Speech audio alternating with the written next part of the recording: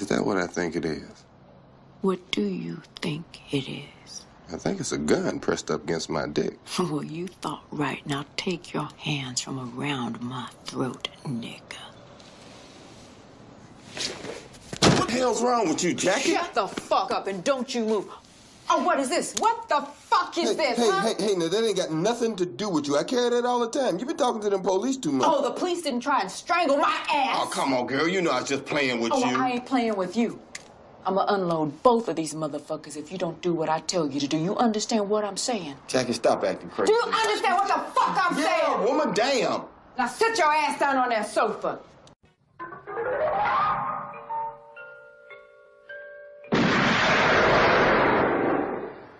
Do you expect me to talk?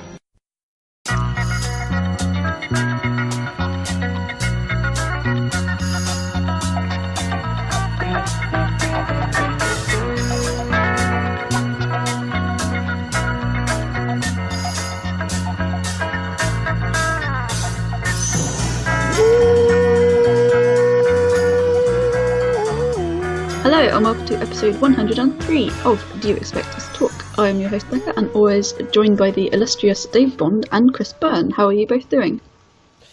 Good afternoon, good evening, whatever time you're listening to this. But good evening, folks. It's always evening when I'm recording, even in the morning.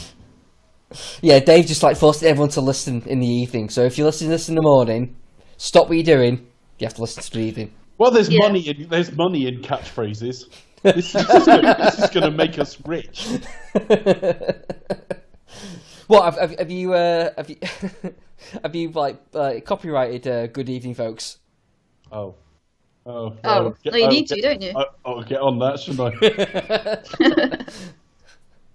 You need to get on it, folks.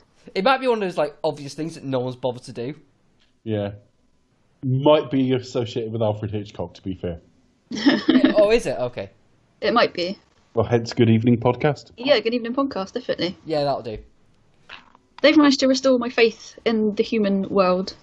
Because Good Evening Podcast. Yeah, generally they're really nice. They've destroyed my fucking faith because they can't even be fucked to get their own iTunes feed. I mean, as a demonstration of competence. Yeah, but I don't want to download a load of shit about Highlander and the NFL. Get your own fucking feed, Mr. Haigh.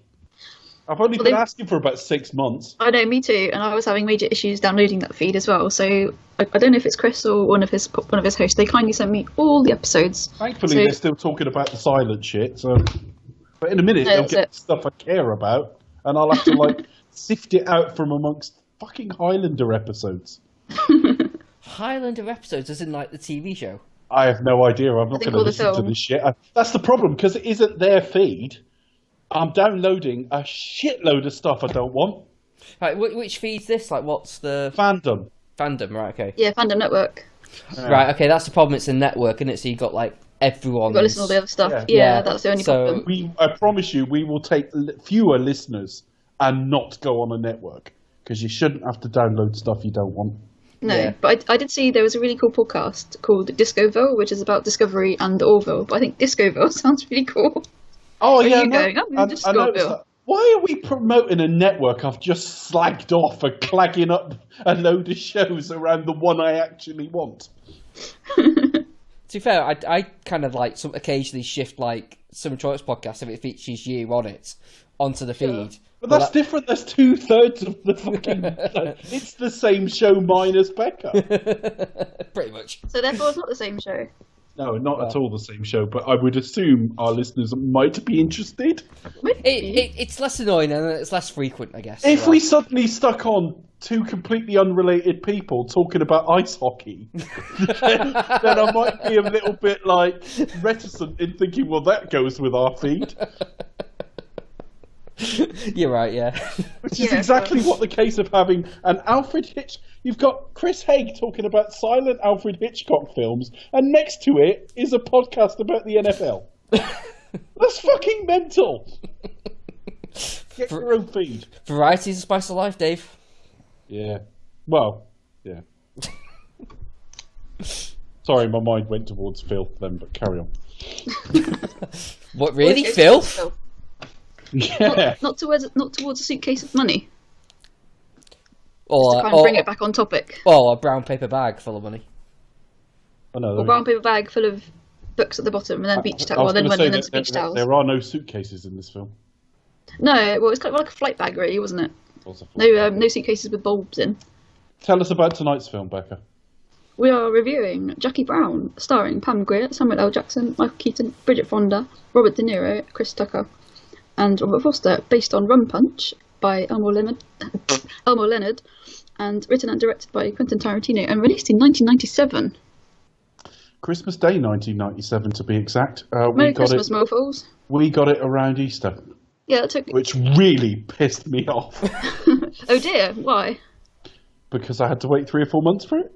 Well, okay. Ruin your Easter, pretty self-explanatory. It just goes to show just how bad it used to be, like the wait, but also my awareness of it, because I had no idea it was actually released way back then. Yeah, and Jackie Brown came out as a Christmas Day. I remember seeing this film. I remember where I was, because I wasn't in any of my usual sort of cinemas seeing this. I was just outside London in Sutton watching this with my then girlfriend, who was from that sort of area, not quite there. It was around. I tell you, it was within a week or two of Linda McCartney dying, because we went in to watch this film, and I remember the cinema really, really well. Probably because that's probably a good sign that I really liked the film, that the evening has stuck with me, and it wasn't some magical evening or anything. It was just I remember that cinema. But we sat watching the film, and I've never had such guilt descend on me so suddenly, because we saw all the previews and like adverts and all that kind of shit, and then suddenly there was an All Saints music video. And it was like it might have been their cover of Under the Bridge or something like that, which was an abomination in itself. And then the camera panned back from wherever this video was shot. It was in some like house or something. And then in my memory might be playing tricks on me here, like the time of day changed, and then it zoomed in again, and they did another song. Oh. And I was on the verge of chucking stuff at the screen. Because it was like, why are you indulging these fucking no talents? And then it got to the end of the song, and it was in aid of like cancer research and in memorial to like Linda McCartney, and I felt fucking terrible because I had bitched and whined to my girlfriend for about 8 minutes. Well, to be fair, they don't need to like. How does that help Linda McCartney? Well, I don't know, because it's not like we were asked for money at the same time. But they could have said at the start, they could have put up a sign that said, we're now going to play a couple of songs by All Saints. We know they're shit, but this is for cancer. Yeah, but I don't get how that helps. Like, I have no idea. Like, you know, I think you have just as right to be pissed off, because like not only do you have to sit through the 2 All Saints songs, which I think the reason why it was 2 because it was like a double singles, that and something else. Under the Bridge was almost certainly 1. Yeah. I can't tell you what the other one was. I think if I remember right, but I can't remember what it was. But go and get your All Saints album out, Chris. Have a look. I actually might have it somewhere. That's quite. Oh, fuck off!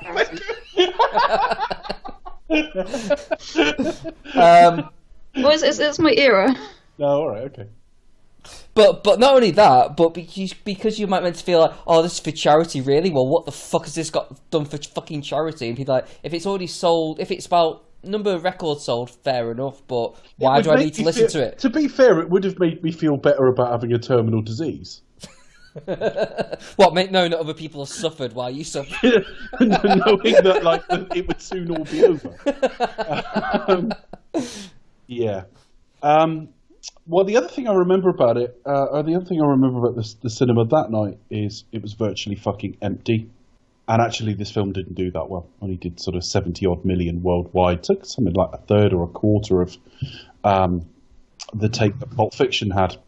And we said we'd limit talk of Harvey Weinstein today, but I only mention during this series. But I only mention him because he did warn Quentin Tarantino at the start. He said, "You need a more famous lead, and you need a shorter film." But in Miramax's defense, and I won't say that very often with what we know, they left it to Quentin. They said, if you are willing to take the sort of hit on it, then fair enough, because This is based on the book Rum Punch, which is I've never read it, but I'm aware that the lead character in that is called Jackie Burke. We'll get onto why it's Jackie Brown in a minute. And it was a white middle-aged lady, not a black middle-aged lady. And so there are changes. This whole sort of blaxploitation homage is what Quentin brought to it. It's not there in the book. The book's written by Elmore Leonard. Elmore Leonard wrote a lot of stuff. He wrote a lot of westerns. He wrote the story that's 3:10 to Yuma. We probably know him best for, outside of this film, for the stories that became Out of Sight the following year with George Clooney, which also had Michael Keaton in it, playing the same character. Out of Sight's one of the best films of that year. I do recommend it. It's really good. It was the first film where I thought, okay, he is a star, about George Clooney. And when that's a year after you've done a Batman film. Yeah. Faith restored. That's a great film. And it's one of those films where, like, Jennifer Lopez is a bit of a fucking Pierce Brosnan in that, like, as attractive as she is, she never has any chemistry with anyone. But her chemistry with Clooney was, like, electric. It was really, really good. The other stories he's probably best known for are the Chili Palmer stories, the ones that became Get Shorty and Be Cool with John Travolta. Oh, yeah. They're Elmore Leonard stories as well. So yeah, there's a lot of differences in what we've ended up with here, and it did not do that amazingly well. I think the reason why is it wasn't, as I say, Pulp Fiction 2.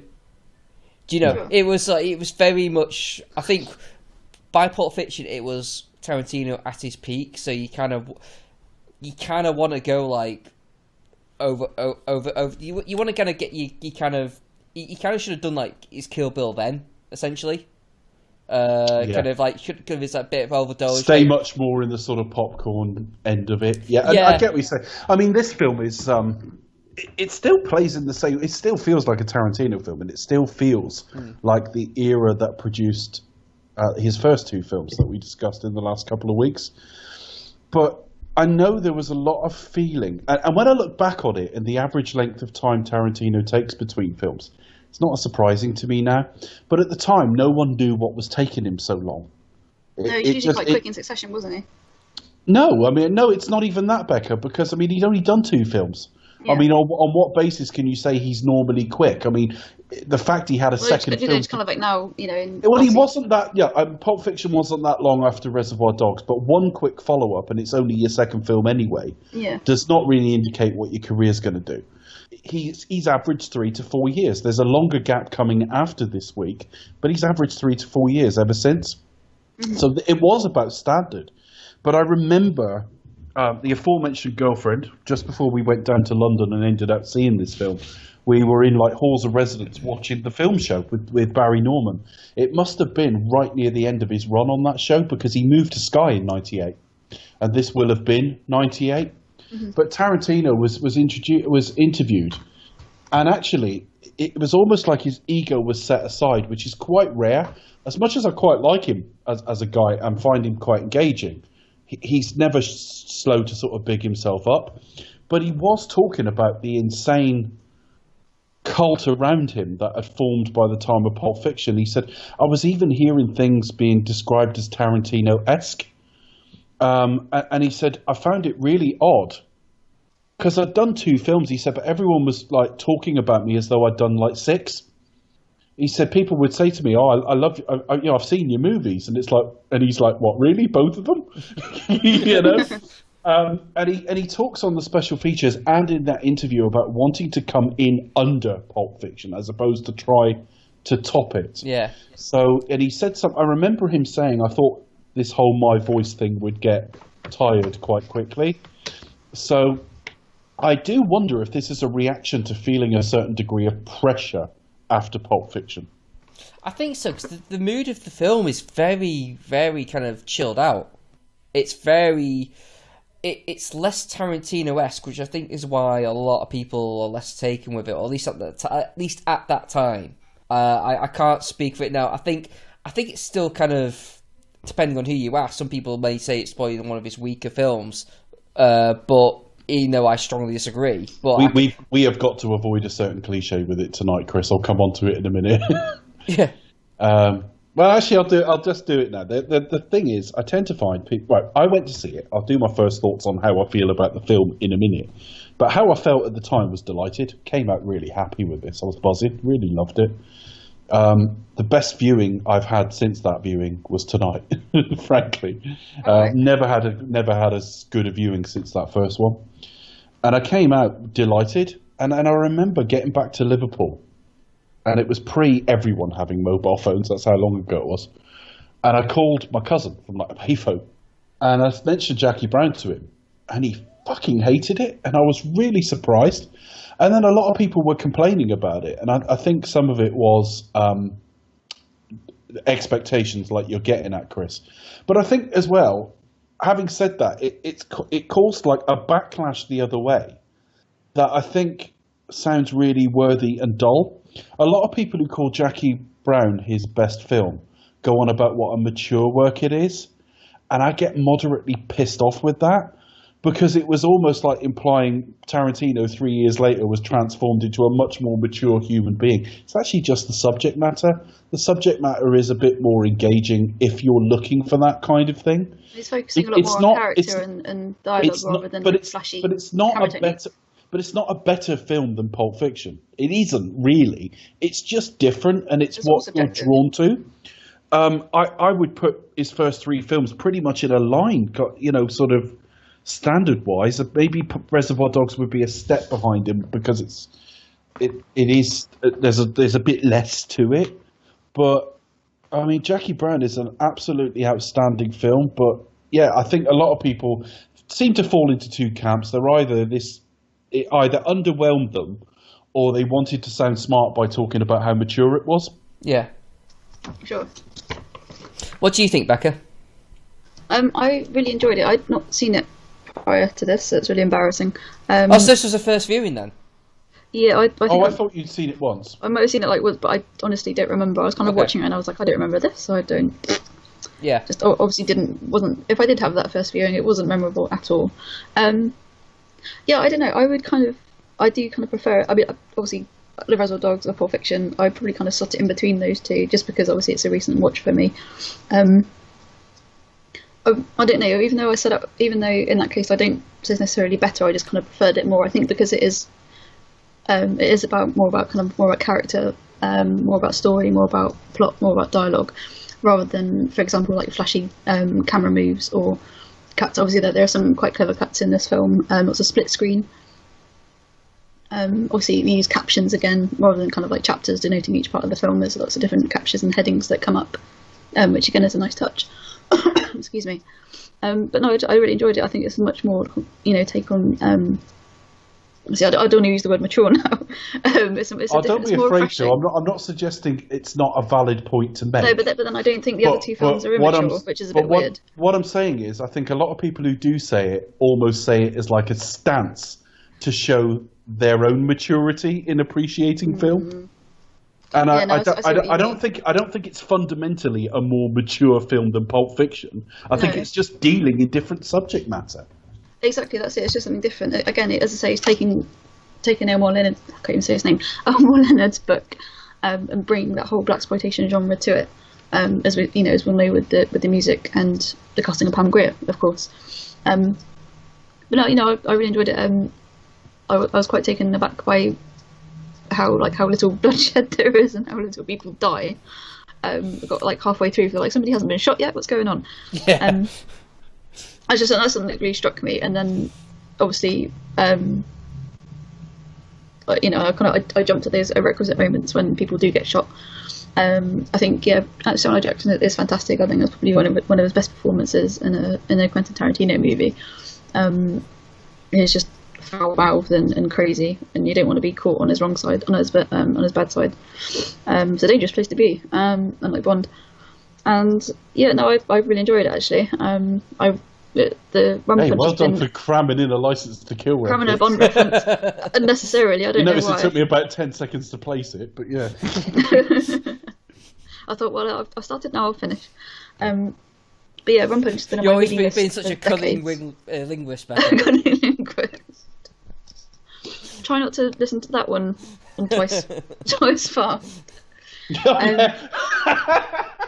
We had one of the funniest messages ever today. I got messaged by a listener out of the blue, and he said he was at the gym listening to our Back to the Future episode.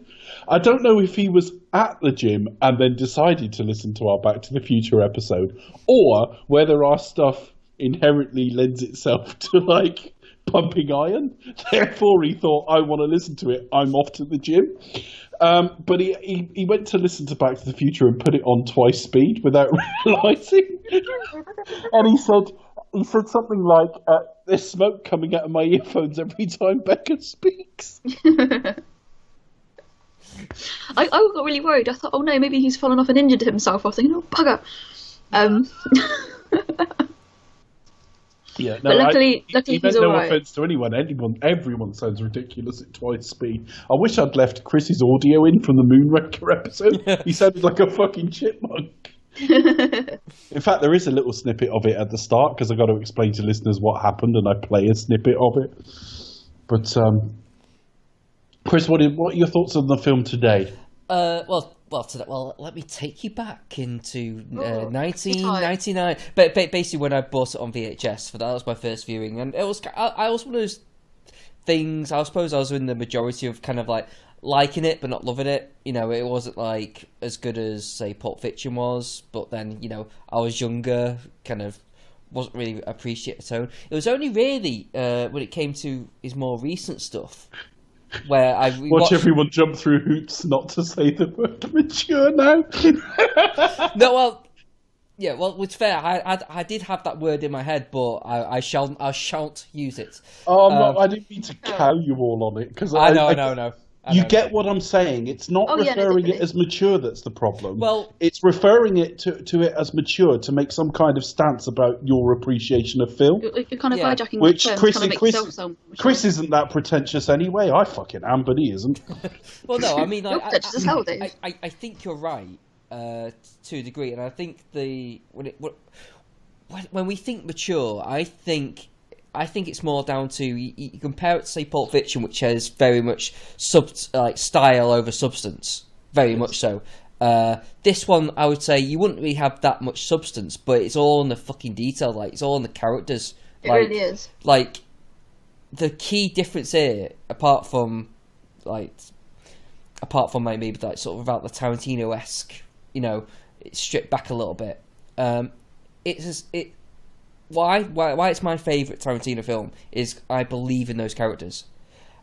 As outlandish as they may be, they may fit into Tarantino universe perfectly, but in the other Tarantino films, they're always just kind of like a comic kind of aesthetic to it. Here, I absolutely believe these are real people, and I believe in the performances. They all strike me as real emotion. Pam Grier, I think, is great. I mean, I think everyone in here is great. I think Robert Foster, the relationship between him and Jackie Brown, I completely believe in. You can read off the emotions off their faces.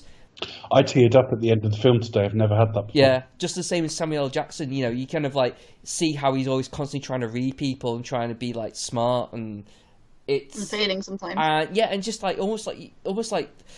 It takes a really stripped back, laid back approach, but the thriller-esque is actually when two characters are just talking, and the tenseness, even though it's like completely overplayed and saying people not really saying what they're actually meaning, but you can actually see it on their faces and can read the situation as like whether it be threatening or people just trying to work each other out.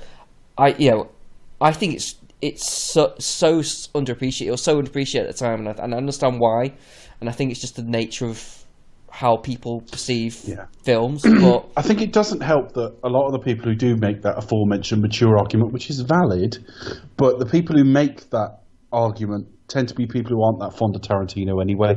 The Mark Kermodes of this world point to Jackie Brown as the one that got it right, and it's like, no, he's got loads of the other ones right, actually. You're just not a fan, and you've picked on one that seems a little bit more grown up in its conception. I do have a love-hate thing for Kermode. mostly hate. Cause I love the guy. I love the guy. I just disagree with him. Yeah, I just sometimes I just think you're a bit up yourself a bit too much time. But I think his point on Tarantino, I think he does make a very good point about how his mindset has actually worked in terms of the fact that he made Jackie Brown. That was a flop, or perceived as a flop, particularly in the fans' eyes. And then he's proceeded to just sort of like do his own thing. Whereas had it been the other way around, not saying we would have had just like loads of just Jackie Browns ever since then.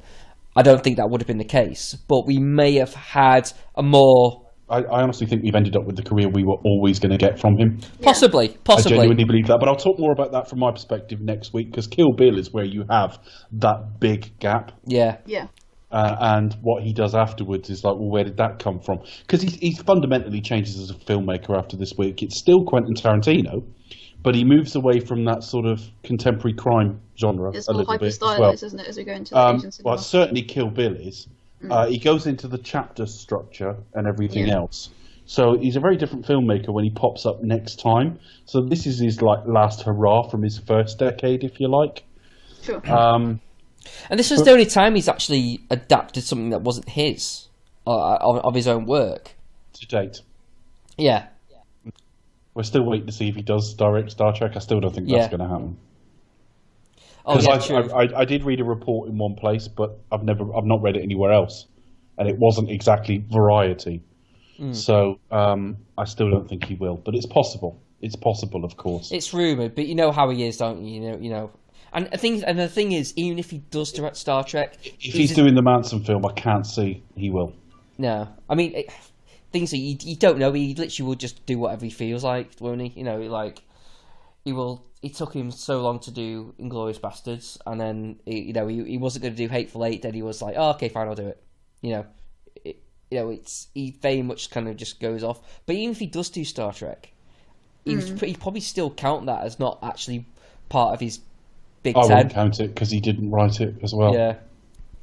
He's not Ridley Scott. He's a unique thing. He produces and he numbers and he names. He numbers his films, and so I don't think that'll be his canon. It'll be akin, although a lot bigger budget and a lot more responsibility. But it'll be akin to him going off and directing episodes of TV shows, which he's done. So, but yeah, no. In generally with Jackie Brown, I think that's why it's just. I believe in those characters. It's very much more stripped back. It's more conditioned, more thought out. Just a master filmmaker. Just like, you know what? I'm just telling the story and doing it really fucking well. Does that have more, that's how I see it's an Jackie adaptation? Brown. Does that have more bearing on the fact, whereas the other two were kind of more not original, but kind of more not overtly based from everything I've overheard. Such. Elmore Leonard is like his soul brother as a writer anyway. I mean, sure. And when you watch Get Shorty, you can see it. Get Shorty could easily be a Tarantino film. That was a great film. And the sequel, not so much. Anyone listening who's not seen it, Get Shorty's great. Be Cool is not. I watched that not so long ago, maybe like 6 months ago. Did not hold up. I had a bad viewing of that film. Oh, right. Oh, did you? Well, yeah, but things. So I remember watching it thinking it was great too. So I was like watching it thinking, yeah, I'll Get Shorty's great. It was on Netflix. I watched it. And then I was one of us says it's not great, and the other two can barely remember screenings from a while back, but we once thought it was good. So it's entertaining. Let's say that. It's on British Netflix anyway, so you go watch it within your sort of subscription if you've got that. So. Be Cool's not good though. Be Cool was the first thing I think Thurman did after Kill Bill, and it's not very good. No. But he's great. He's great as Chili Palmer in it though. John Travolta. He's really well cast. The first one's set around the film industry. Second one's more around the music industry. So I'm inherently going to be less interested in the second one anyway. But it isn't as good. But actually, he's put his own stamp on these characters anyway. Jackie Burke in the book is a 45-year-old white woman. Central casting at the time, that probably would have been, and it's referenced in all the special features, it would have been like a Michelle Pfeiffer type. And for years, I wondered, because it's all very well saying, well, it's been given a blaxploitation sheen, but it doesn't actually play like a blaxploitation film.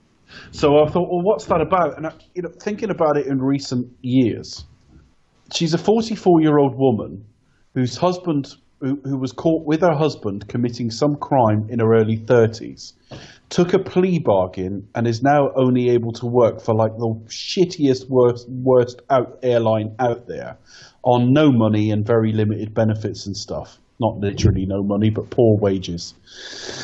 I think there is an added dimension of difficulty and pathos in her life when she's 44 and black. It's much harder to rebound from that, I would have thought. Possibly. I mean, to be honest, I don't read the colour thing as an issue. I mean, I would totally buy the same situation if she was any colour. I think it adds a degree of difficulty to a situation, Chris. That's all I'm saying. Yeah. Okay. I think it helps. I think it makes it much more. If you've got a Michelle Pfeiffer type there, you'd be like, well, what's your fucking problem? I'm sure you can make some opportunities for yourself. But I guess it's maybe why Stan. I just think it's more of like she looks more like a real person. Like if it was like, say, let's just say it was Michelle Pfeiffer. It's like, well, of course, you're fucking Michelle Pfeiffer, a film star. Yeah. Pam Grier doesn't look like a film star. She never did. Well, yeah, but some may actually disagree with that, but I think she's great in it. I think she's great. She's great in it, but she never looked like a film star. You go back to her like peak in the 70s. She's got a bit of a sort of Jennifer Grey nose going on. Yeah. She's not an actual natural beauty per se. She's not a film star. Well, in that argument though, the nose was what made Jennifer Grey. As soon as she had that nose job, career over. Oh, amazing one film career. Yeah. Yeah, brilliant. One film career. Yeah, don't we all miss her? I think she went on to win. She was on the American version of Strictly Come Dancing, Dancing with the Stars a couple of years ago, and she went on to win that. I think she might have won. That's a sign of a completely dormant career if you're going on that. That's not, oh, well, she's done really well, is it? If she's going on... She needs to revive her career. Well, she's married Agent Coulson, so I guess that's something. Well, she is, exactly. Okay.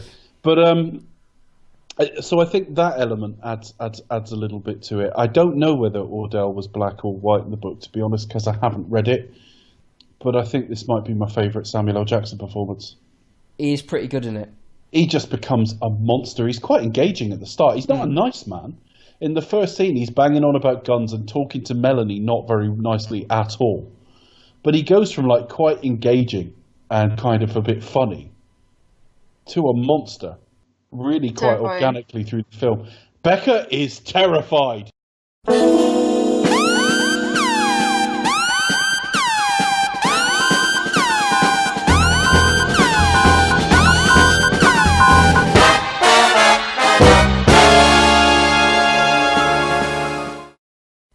I think what plays again, it's like he just plays like someone who you actually know who he is. You know his good side, you know his bad side. So it's like, yeah, he's a businessman. He's actually quite clever in his own way, and but he likes kind of fucking people. He's got a bit of sadistic kind of creepy element to him that he's always constantly. It's like Melanie says, he's not very intelligent, but he has street smarts.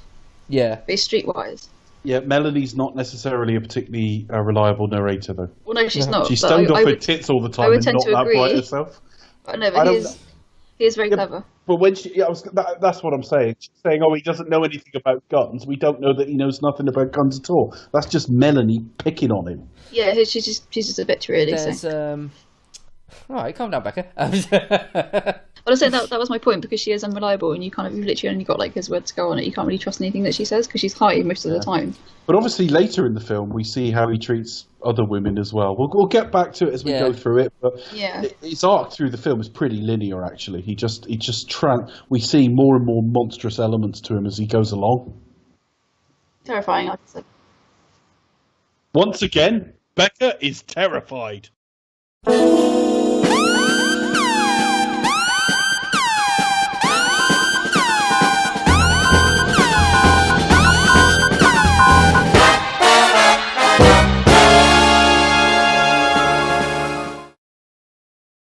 But it's actually respectful for someone who is like that. I mean, I think in terms of like his level of street smarts, like you actually able to see him kind of just sort of like play and sort of figure out people when he's in with Max Cherry. He's like he likes pointing out the fact that, oh, it's like you're part of him, but you still put the picture up there to let everyone know, He likes sort of it's a bit of a usual suspects thing. Go in and scan the walls and see what you can learn as quickly as possible. Yeah, but he also likes to make everyone know. But what does make me think that he's possibly not quite as clever as he thinks he is when he goes into when he first goes into Jackie Brown's place, and it's like, you are coming off as I think you're playing it quite strong. You know, you're telegraphing this. Yeah. You're basically sort of, you're trying to be, you know, discreet and kind of, but you're kind of and sort of discreetly intimidating, but you come across as like, yeah, I'm here to off you. You know, it's like, yeah, we all read you like a book there, but yeah, no, it's I think it's a really well thought. Well, I mean, I make fun of Becca and I've put a sting in now, which is actually from Kill Bill 1 every time she says she's terrified, but she's right in this case. He's kind of unsettling. He is kind of unsettling. There's no doubt about that. But, I mean, for me, I'm talking about best performance and all the rest of it. The older I'm getting, the more I'm engaging more with Robert Forster every time.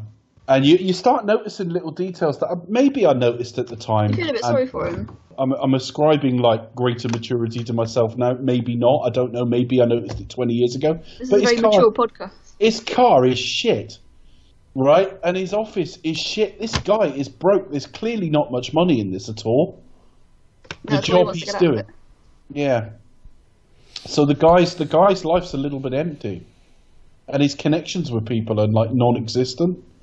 Yeah, I just love it. I love this film. Yeah. I think that'll do me as an opening gambit. I love this film. The last thing I just want to say on the as an opening thought is my feelings for the film, and I think the film in general is very well mirrored by its soundtrack, in that we finished Pulp Fiction last week and I struggled for a day or two to let go of its soundtrack because I'm kind of very immersed in Tarantino at the moment, much more than other series we've done. So like I say, I'm listening to the soundtracks a lot all day, and I struggled to let go of the Pulp Fiction soundtrack. And I was listening to a bit of Jackie Brown's and I was thinking, this isn't as good. And like, it's revealed itself to me over the week, and I actually think it's better now. There's a couple of songs on this soundtrack I've just utterly fallen in love with this week, and there are points in the film where, again, very like Pulp Fiction, but even more so because there's a more emotional element to this film, where I just think that's perfect. The first time he sees her, the first time Max Cherry lays eyes on her, Natural High by Bloodstone, just what a choice, what a wonderful song. I mean, I think this kind of sums up why I think this film works as well as it does. I mean, you think that first time you see Max sees Jackie Brown, she's just come out of prison. She doesn't look her best. She doesn't look great, yeah. But in a weird way, he still captures what Max sees, and it does work in a sort of sense of almost like a love at first sight kind of thing. It does. A weird way, and that's what he's kind of tapped into, and I just think that's fucking. I don't know how you even get that. I don't know, but he does it. You can read it in Max's face how he's almost like kind of spitting with her, and he's just a likable guy as well wrapped up. But that's not an easy tone to set, you know. Yeah. And you've got Tarantino, aged probably about 33 at this point, directing them, maybe 34. With none of that life experience, really, that the people he's directing have. And yet he's able to draw all of this out of them. I mean, it's the best advert in the world for maturity and experience in acting. Yeah, it really is how you can bring your life experiences to bear. And Exhibit A, why I'm not really a great fan of like child actors, because they can't have that. They can't by definition have that. There is a weight of life experience when they talk to each other, and I'll point to specific scenes as we go through. But there's a weight of the two actors bringing what they've been through in life to it as well. And Tarantino's captured it, which makes it a remarkable piece of filmmaking. Yeah. It's just, I think why it's my favourite. It just showcases just what a great director he is. I mean, he will showcase that as well later on, but... It's just so mature. Yeah. It's a very mature podcast, like I said. This is going to be our most mature episode, David. That's right, Christopher. I don't know why is it more mature to call people by their full Christian name, is it? I think so. What do you think, Rebecca? I'm not sure, Christopher. I don't know. Yeah. Or shall I be calling you Mr. Burn and Mr. Bond? Is that more mature? Yeah, you don't really have the accent for it. Mr. Bond works with certain accents. Mr. Bond. Do it in my Yorkshire accent, Mr. Bond. What are you on about in my chatter? Anyway, yeah.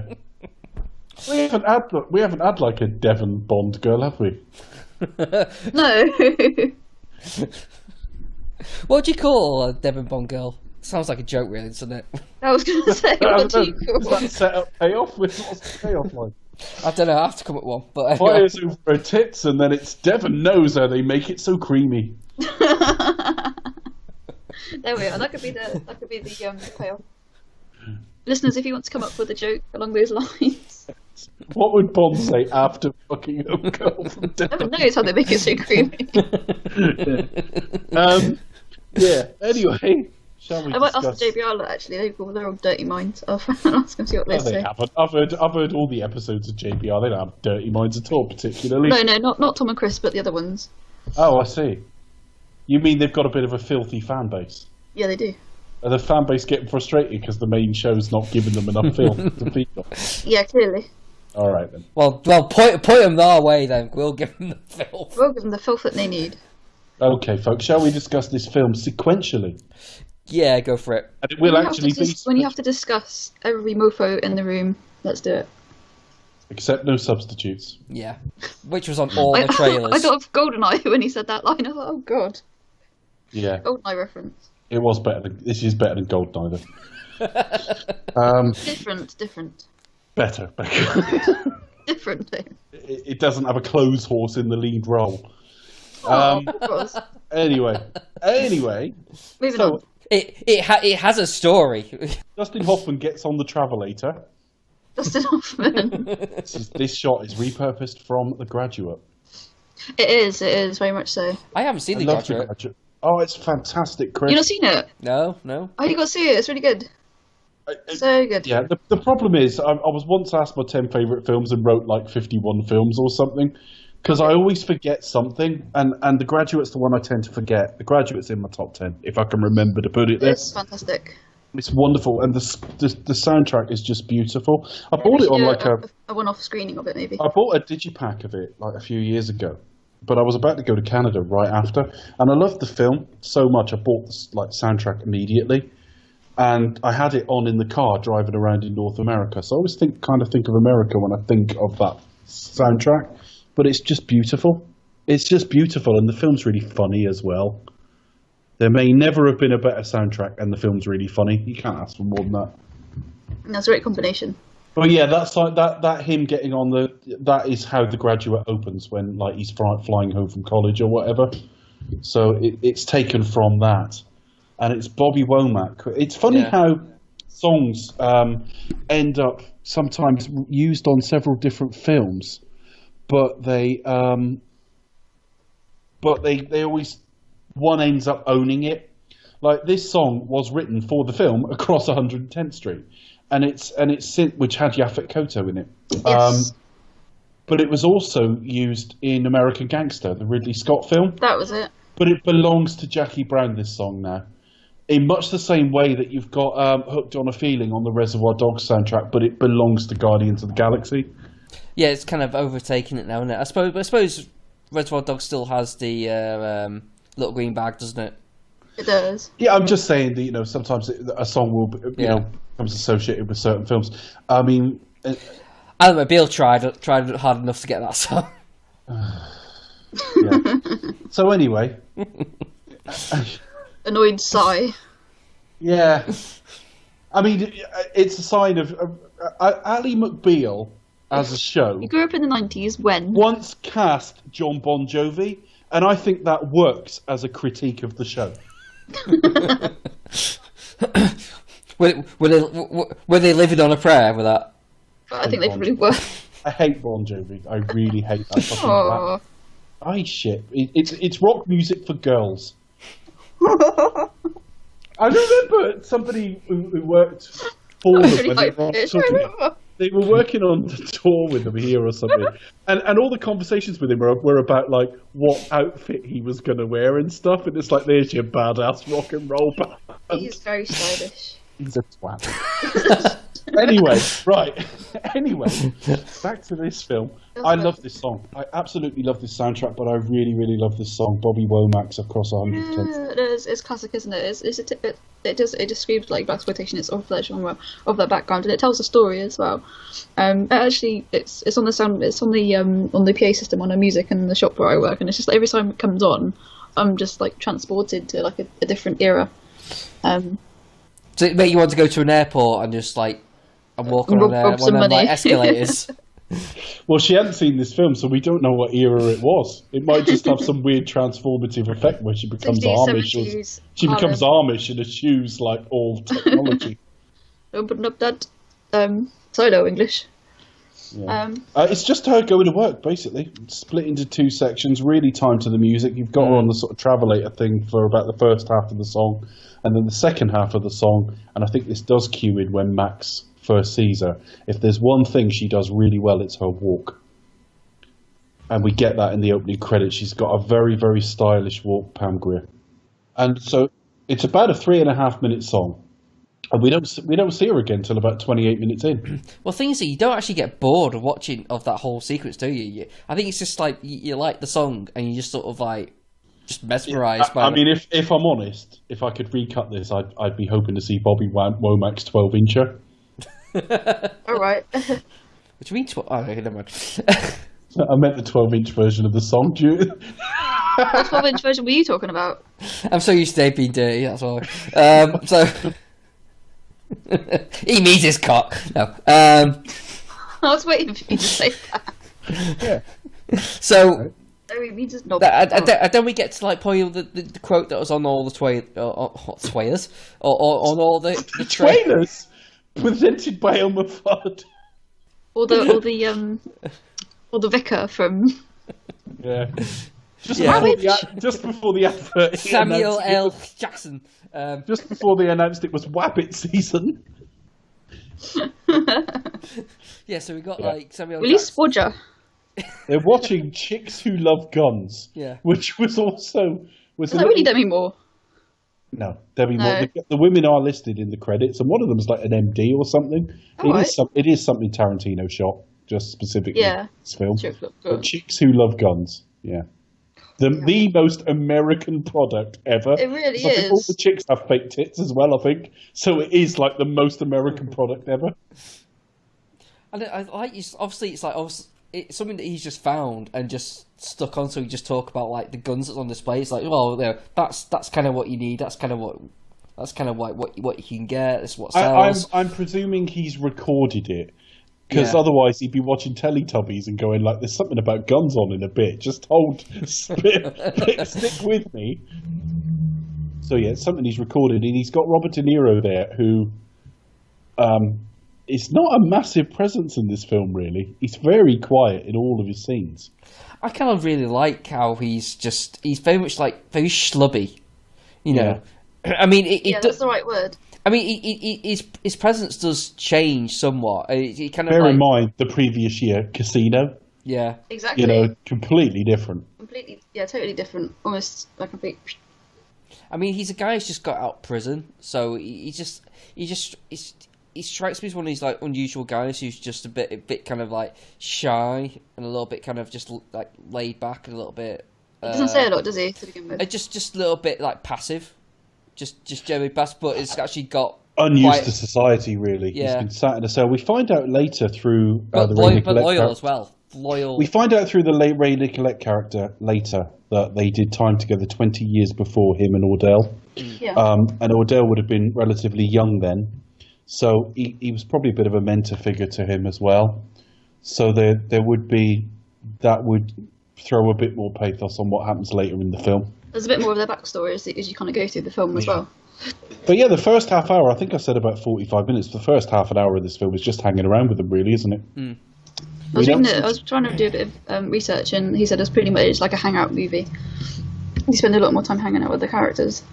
But I don't think the plot even sort of it's still. See, I think the film just takes its time slowly with the characters. It doesn't feel like it's crammed. It's not doing anything. Yeah, it is still progressing. But the overwhelming feeling is we're just, in their living room, like, chatting with them. Yeah, I mean, I wouldn't... Like, I'm usually kind of always the first one to say, yeah, but it's too long. You need to, like, cut some scenes out. But with films like this, I don't, because the plot isn't so heavy. It's the scenes just naturally just sort of just take their time. They're just like, they just take the time with the scene. They're not, like, overloading you with unnecessary subplots or plot points. It's just it's just taking its time, so that's why it's as long as it is. And you get introduced to Bridget Fonda's character and a bit of feet porn. Yeah, very Quentin. very surfer girl. Yeah, she's kind of pretty good in this. I mean, Bridget Fonda at this point would have been about 33. Didn't see a lot of her after this. She's married to Danny Elfman now, and I don't know if she works or whether she's just raising family or what. But you don't see a lot of her anymore.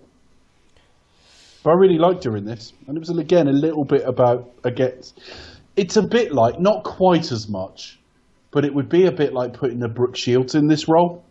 A little bit America's Sweetheart, and then you put her in there as a bit of a sort of drugged up airhead. Yeah. Little bit casting against type, but perfect casting. You couldn't have cast it any better. Yeah. Kind of like a little bit smarter than she lets out, but not really that smart. Not really that smart because she's a dope, because she smokes. Yeah, and very much a wind-up merchant. So yeah, it's one of those one of those characters who you really think, yes, when they meet their end, you think, oh, So you really didn't get on with her then? Okay. No, I think she was so annoying. I thought she'd be a little know-it-all. She can sod off. So fair enough. Becca's reaction as Robert De Niro shoots a woman in cold daylight. The only thing I would say is look at the treatment Sharonda gets later in the film. And Melanie is on the same sort of spectrum, if you like, of treatment. She might be a bit gobbier and a bit more used to Ordell and a little bit more used to standing up for herself. Sharonda's very much more. Because bear in mind, if the character is the same age as the actress, which is a big if, then she's like early 30s. Sure. She might be late 20s. Sharonda's a teenager. Yeah, she's like 19 or something. She's 18, 16, 17, but 18. She's much younger. He's got women all over the town that he fills with, let's fill themselves with various different drugs and just basically mistreats them and uses them to take all the risks for him. It's not very nice. She is actually an abuse victim in its purest sense. Having said that, I can't disagree with you, Becca. She's irritating as fuck. No, I didn't. She was obviously all these. Basically, Ordell, he doesn't treat anybody with respect. He abuses everybody that he comes across. Samuel L. Jackson does play him brilliantly, but obviously he's not a good character. And it's quite difficult, to get somebody it's quite difficult to get behind somebody like that, who, as we said, gets more monstrous as the film goes on. But it's just one of those things. It's one of those characters you really kind of love to hate in that respect. Like Sharonda, for example, we'll come to it. But like, for example, when she meets up with Jackie, she doesn't even look at. I kind of thought, is she visually impaired? I don't mean that in a really offensive way, but she doesn't. She kind of looks down, and she looks at the feet, or she looks at the person next to her, or she looks over. She doesn't actually look at. She's quite Sharonda. shy. Yeah, sorry, that's what I meant, Sharonda. I wasn't correcting you. I just didn't hear who you were referring to. You're on about the No, I couldn't remember. I think I mispronounced the name. He refers to her in the bar. He's talking to Lewis in the bar, which again I'm linking the soundtrack to where it plays in it. That was the Bill Withers song that played over that. Who are you and what is he to you plays over that bit. And he says that he outlines what women he's got and where they are, and he names Sharonda, and she's like 18 or 19, and he picked her up at like a bus stop coming in from like Georgia or somewhere, and he put her somewhere and claimed it was Hollywood. He's picked this really naive young girl who's terrified of everything and let her indulge herself with drugs, because by the time Max goes to see him later, that drugged up mess next to him on the sofa where he says she doesn't even know you're here is Sharonda. And this is another one of his women, just like Melanie. This could be Melanie if Melanie didn't stand up for herself. Yeah, he does mention that thing that she is older as well, and kind of Not as good as she used to be, sort of thing. Yeah. But but she's just got like. But that means she's a pig, isn't it? Because Samuel L. Jackson. He's like, but she's white, and he's kind of like laughing about. She's had it. She's no good at sex, and she's past her best. Well, if she's playing literally the same age as the actress, she's 33, which is no age, and he will have been in his 40s. So it just shows what a pig he is, just like getting them young and abusing them. But these things reveal themselves in multiple viewings, really. But so we understand he's a gun runner. We understand he kind of like buys them cheap, sells them expensive. What else do we learn in this first half an hour? We get the Beaumont stuff, don't we? Yes. We get the first time. I think the one and only time I've seen Chris Tucker in anything where I didn't want to fucking stab my own eyes out and deafen myself. He isn't as annoying in Silver Linings. I haven't seen Silver Linings Playbook. Yeah. Well, I forgot he was in it, so he can't be. Yeah, but obviously he's the poster boy for irritating from his Fifth Element role. I can't watch that fucking film. I literally can't watch that film because of him. It wasn't It wasn't. Yeah, it's shit though, isn't it? I know. It's really bad. It's my guilty pleasure. It really is. Yeah, no. I know someone quite well who was exactly the same as you, Becca. That they actually don't think it's a good film, but they adore it. It's crap. Fair enough. It's brilliant. No, fair enough. Gary Oldman is like the best movie villain. But his bit is unfucking bearable in that film. It's awful. I can't watch it. He's alright. He has the most fabulous hairdo and the most fabulous leopard, Having a big hair-shaped cock on your head is not a great hairdo. No, it's not, but that's why it's so funny. I just kept thinking, if he just maybe, like, tone it down a little bit, Yeah. At 60%, he'd probably be funny. He could have been, like... He could have been similar to, like, Eddie Murphy, or, like, maybe, like, second-tier Chris Rock. You know what I mean? He could have been, like... Yeah, because he still would have been fast-talking. Yeah. And given he does most of his own dialogue, and threw some ad-libs in here as well, it's mainly Tarantino stuff, you think, like, the guy's got some ability, but he has to do everything at 150%, and it's too much. Mm. But he was okay here. I have to say he's okay here. Yeah. But again, he's just like, you believe he's just like one of these like sort of fuck ups. He's just like constantly just like getting into trouble and getting arrested and shit. Yeah, he gets a phone call when we're hanging out with sort of Ordell and all that in his apartment. He gets a phone call from Beaumont. Beaumont has been arrested for drunk driving with like a weapon, a concealed weapon. So there, because he'd already had charges from a machine gun felony from about 3 years before, there is a risk that he could do up to 10 years prison time. So Ordell then goes to meet Max Cherry. At this point, that's all we know. We're clued in very quickly to what he's got in mind. But he goes to see Max Cherry, who's a bail bondsman, which to anyone listening in North America, that is a concept almost unique to you. We don't have such a thing here at all. No. I had to I was like, what is that? And I had to double check that I knew what it was. Yeah, it's basically someone who just buys you out of prison. You hire them to buy you out of prison, but they're also required to ensure those persons. They're a cross between like a guarantor and a bounty hunter. I was going to say it's more kind of a guarantor kind of side. That's what we would call them. Yeah. But that's not something that we do. We don't have it. We don't have it. I mean, the film tells us what it is, but it's like in Beverly Hills Cop where they're going on about stolen bearer bonds.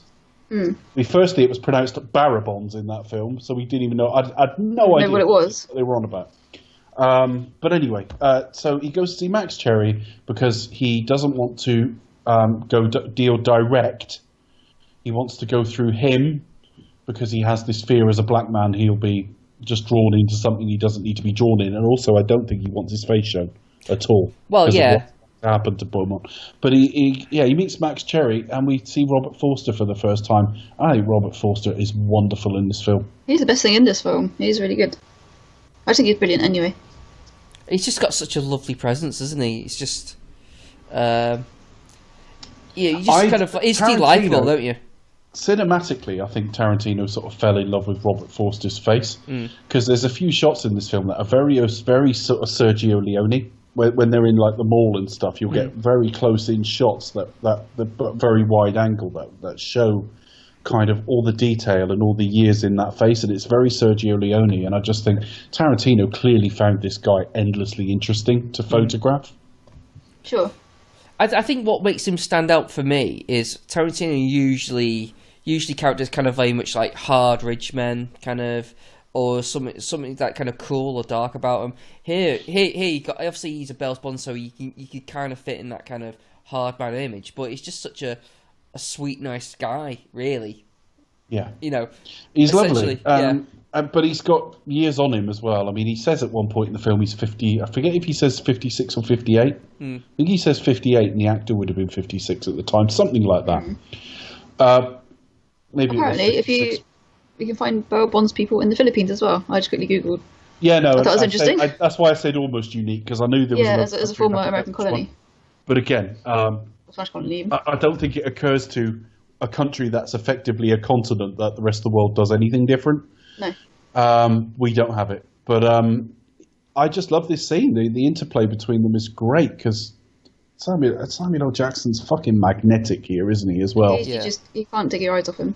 So you instantly tell he's like working. He's always like trying to fucking with him, like sort of. He's reading him while sort of mentioning very little comments about like photos on the wall and things like that. Yeah. It's when did you go that fishing with that guy from The Dark Knight? And you can kind of always tell whether like Max Cherry kind of knows he's doing it, but just chooses to ignore him. And just kind of like, He actually says, I think he might say it on the second meeting. I can't remember, because he goes back in about Jackie like the next day, but we'll come with that. But he says something like, whatever it is you're doing, I'm guessing it's drugs. He said, but whatever you're doing, you seem to be getting away with it, so all power to you. Yeah.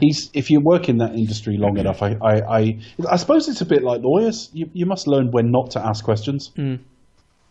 So he's not asking. The money's been provided. It's his job to guarantee Beaumont at court, which enables them to get Beaumont out. And we don't actually see any of that, do we? The first thing we see, Beaumont's at home getting high. Yeah, and he doesn't want to go out anywhere. In Hollywood, he does put very. He's always done this, Tarantino. Very, very thorough about putting where we are. The city of so and so. The city of. Yeah, you've got Culver and all the rest of it, but yeah, this one is Beaumont lives in Hollywood.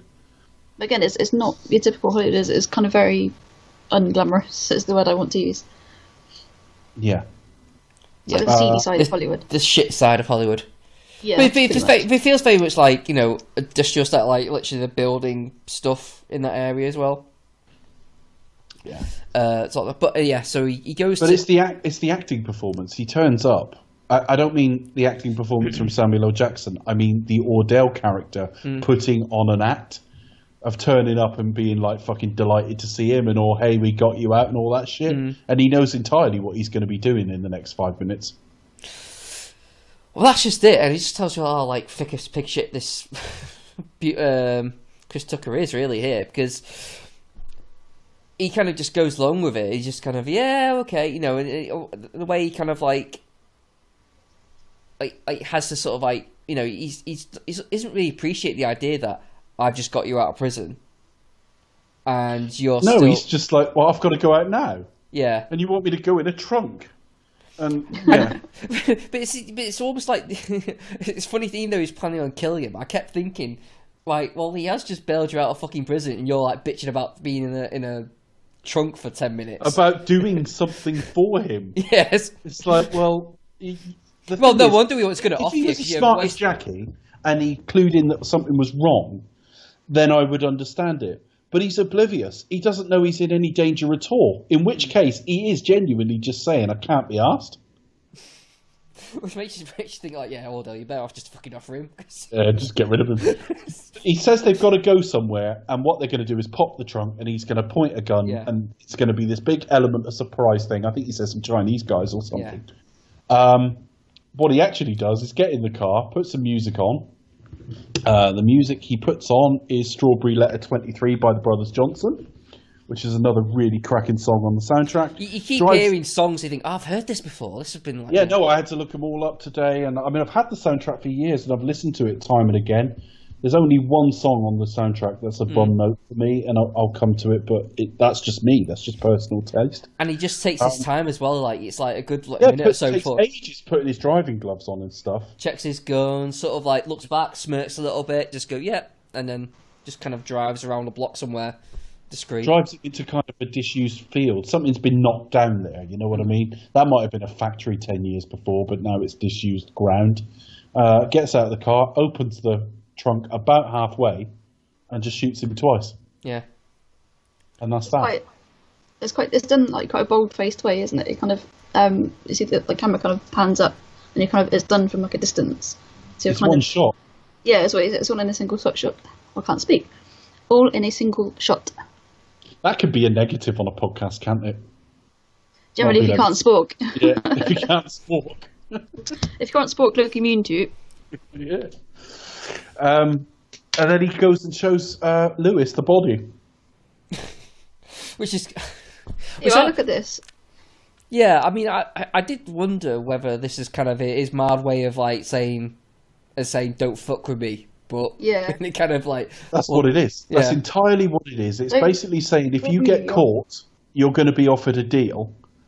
That deal will involve squealing about me, so don't get caught, because this is what happened to you. I was quite surprised that not surprised, but disappointed, when he opened up the trunk, opened up the boot, there wasn't like a glowing orange light. That would be weird, though, wouldn't it? It would be weird, but I thought, that's a bit strange. Because then that would imply, in the Tarantino universe, corpses give off that glow, which would mean in Pulp Fiction that briefcase had like a gerbil in it or something that died. No, it would have been like, what's in the briefcase? Chris Tucker. Yeah. Oh, yeah. Bit small for Chris Tucker, isn't it? Well, just Chris Tuck then. Yeah. Chris tucked in, yeah. Tucked into his suitcase. Yeah. Oh dear. But this is the key point of all of this, and I don't know how it's presented in the book. I keep saying I'll read it one day. Well, it's been over 20 years now it's been nearly 20 years actually since I saw this film, and I haven't read it yet, so the chances are I won't.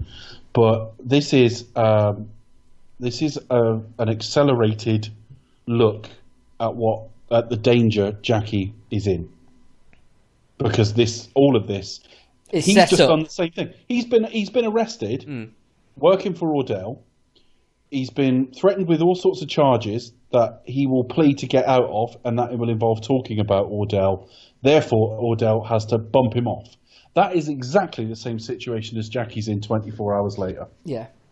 And we introduced Jackie soon after, basically straight after that, aren't we? Yeah, Jackie's coming in from... she's on this Mexican route, isn't she? She literally flies from LAX to, I forget the name of the airport, but it's sort of some way down in Mexico. And that's the only route she can get, because partly, I would think it's partly the criminal past. Frankly, I would think it's partly ageism as well. It's partly the fact she's like 44 now. She's not a little dolly bird. So I think there's some of that. And she's coming in, and she's approached by, I always want to call him Buck. He's not called Buck. Yeah. What's he called? Mark Dargis he's called in this. Michael Bowen's character. That's the one. And he's partnered by Michael Keaton as a character called Ray Nicolette. That name I can always remember because, again, reused in... and not only that, Michael Keaton makes every film about 10% better. I keep expecting the scene where he sits down with Dennis Ferrara and he's sort of like with his like FBI t-shirt on. Or something. Well, you got a jacket that says undercover. Really, you can just see what a smart author Elmore Leonard must have been. We haven't read them, but there's so much of the same sensibility about him and Tarantino from everything I'm seeing. But she's been pulled over to basically be searched because she's brought in 50 grand. Yeah. And you're only allowed to bring up to 10 before you have to declare it. So it's a customs thing. What's the body they work for? Because it's not the FBI, is it? It's ATF, but I don't know what the ATF is. Air Travel. I don't know. Something. I don't know. Right, I'm looking it up. It's the Bureau of Alcohol, Tobacco, Firearms. Firearms, that was it. That's right. Okay, so I should know that with my overseas degree. Well, you didn't gun run while you were over there, Becca. Absolutely not. No. It didn't come up. Unless this is a new revelation about Becca. And I sort of dealt. I didn't take that module as an option. Yeah, I only let off some little explosives. Yeah, so we only got drunk and underage and got our house. What kind of crazy trouble. bitch are you? We didn't let off any explosives or do any gun running. We only got the police over because there was a lot of underage drinkers. I bet Becca was behind it all, though. Yeah, but by their standards, Becca would come off as really wild, I reckon. Because they don't do like drinking like we do. Yeah. Like they don't. Plus each state is different as well. If you have 3 drinks, like, ooh, steady on. Yeah, I know, exactly. I told you my story of what happened, didn't I? No. Have I told you on a previous podcast? I don't know. I didn't seem to remember telling you. Wait. Not about the police and drinking and stuff, no. Oh no, well we went, basically when I was studying abroad in America, we went to a foreign exchange students' house party. And obviously because there were a lot of students there who were under 21, people got some drinks in. And it was one of those things where it was before in the days of Facebook where people were like, oh, a house party, and then millions of people turn up. A similar sort of thing happened. The word got round that it was the house party. I think it was like a statesman house party. And just literally lots of us foreign exchange students went along. A lot of us were kind of 21 or under, had some drinks, and then all of a sudden the police turned up. So a bunch of us went and hid in the bathroom, and we all got found out. And unfortunately our host was left with a massive fine which we all had to pay. What do you call a massive fine? Thousands of dollars. Really? Yeah. Well, that was back in the day. This was probably 2000. I cannot imagine not being able to drink till 21. It just seems like unbelievably late in life. No, I think now here in the UK, you kind of get, it's obviously 18 is the legal age, but is it check 25 or something? I can't remember what I had to do at Smith's a couple of years ago. That's only if you look younger. None of that existed when I was getting to of age. No. Basically, I didn't get ID'd after the age of 13. Oh. Fucking hell. Lucky you. Well, I looked older anyway. But I still get ID'd now, and I'm considerably older than 18. From 13 and 14 on, I was alright. Fucking hell, I'm not sounding good there, am I? You obviously have very mature looks, Dave. I mean, at 17, I was still pushing it. I was like, shit, I still look like you. The only problem is I had to pay full price for the cinema from about 13 as well. That's a pain, isn't it? So. Fact, about 12. What? Yeah. So you couldn't even prove that? No, I'm serious. I'm younger. Well, I couldn't. No, exactly. I could get into everything, but I'd go in to see a film when I was about 12, try and pay the kids amount, they wouldn't let me. Oh no! Right. Yeah, because obviously, because it's only 15, isn't it? Yeah, that's true. Yeah, I suppose you couldn't walk into a Pulp Fiction or something and then say, "Can I have a junior's ticket?" And a child's ticket. Yeah, I'm not saying I necessarily would have got into an 18, but they start charging the adult fare at 15. Or they did back then. So yeah, basically, I could do whatever I wanted from about 13, without thousands of pounds worth of fines. Yeah. Okay, so where are we? They know to search her, don't they? They know to search her. Yeah, it's been set up to. It's one of those. I think it's been profiled. Yeah, it's one of those clear sort of. Not facial profile. They've been tipped. Yeah, they've been tipped off. And you feel she kind of knows that. At first, she's a little bit. Well, what if I say she's working it, but then once they've kind of break it down for her, she's like, yeah, it's like a cigarette, just waiting for it, pretty much. She's like, yeah, this is how it's going to go down.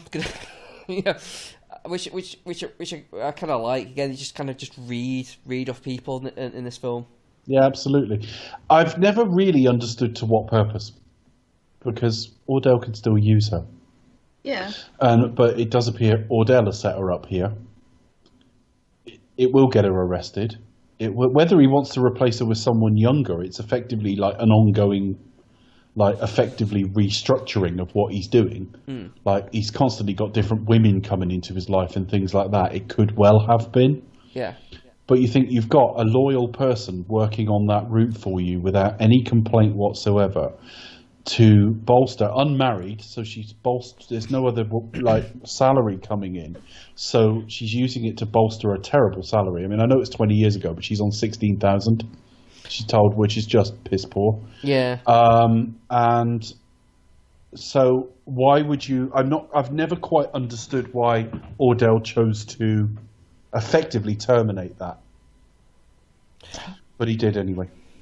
Because he's a bastard, probably. But they put the drugs in. They put the drugs, the money she knew about, the drugs she did not. He put that in, or one of his associates in Mexico put that in as a gift. But that the implication is clear. And she's pulled over for that, so she's now caught with, and she's got a criminal past, so there's now talk of a couple of years jail time. Yeah. And then, she goes in, she gets interrogated by Mr. Keaton and Buck, and... I don't know. You rape someone in a coma once and you're tarred forever. Well, not just someone. The constant Buck references is he plays Uma Thurman's nurse in Kill Bill Volume 1, and he's basically high role model raping her. Yeah. Chris went into nursing soon afterwards. That's why. He can offer a tissue at distance in all disciplines of nursing. His name is Chris. It's a grim sequence. I don't actually want to make too much fun of it. No. It's a really grim sequence next week. It is, unfortunately. But having said that, the world we live in, I wouldn't rule that out as a possibility in that scenario. So she's now on the hook for that. We do see her go to court, and she's the judge is Sid Haig. He's another sort of blaxploitation era kind of president. Shit, I thought it was. I was like, is that the guys that are all them Rob Zombie films now? I was like, I don't know if it is or not. But yeah. House of a Thousand Corpses and stuff like that. I haven't seen Bone Tomahawk, but I did hear he was in that. Yes. But I do have his filmography up now. I didn't when I started talking, but I'm looking at it now. But we're looking back again. We're looking 60s and 70s for the things that drew Tarantino to him, obviously. But yes, he seems to take some pity on her, doesn't he? Yeah, the judge. Just a little bit. But it doesn't seem a sexual thing. It just seems like, no, you seem pretty decent. He just looks at her and sees she's a little bit nervy and trying to be proud. I guess you kind of read it when it's like, especially when you're in that job, you know who's the career criminal and who's not. Yeah, he was in Foxy Brown. He was in the Shaft TV series. He was in Coffee, which I've seen. Yeah, he's been in loads of stuff. The Big Birdcage, that's another Pam Grier film. Diamonds Are Forever. He was a slumbering contendant. I don't remember that. He is. I guess we'll have to watch it again, Dave. And it's always a pleasure. Never a chore. Because they want to set bail at $25,000, and he sets it at 10. So yeah, at the same time, Ordell goes back to Max to basically say, shift that money over to this woman. Yeah, and he tries to make it sound like it's urgent because he cares for her. You know. Oh yeah, he talks in every case about what a sort of bum rap these people have got and how they're being fitted up for things they probably did years ago, sort of thing. Maybe he needs this woman out so he can get rid of her. So Max goes to pick her up. Yeah. But we actually see him pick her up before. The implication is he probably picked up Beaumont as well, or sent Winston the Dark Knight prisoner, to go and get him. But we actually see him go to get her now, and it's just one of my favourite bits of the film. And because I almost think younger actors couldn't have done this. No. There's a life experience in the way they are around each other, and that fucking song "Natural High" is beautiful. It's perfect, isn't it? It's actually perfect.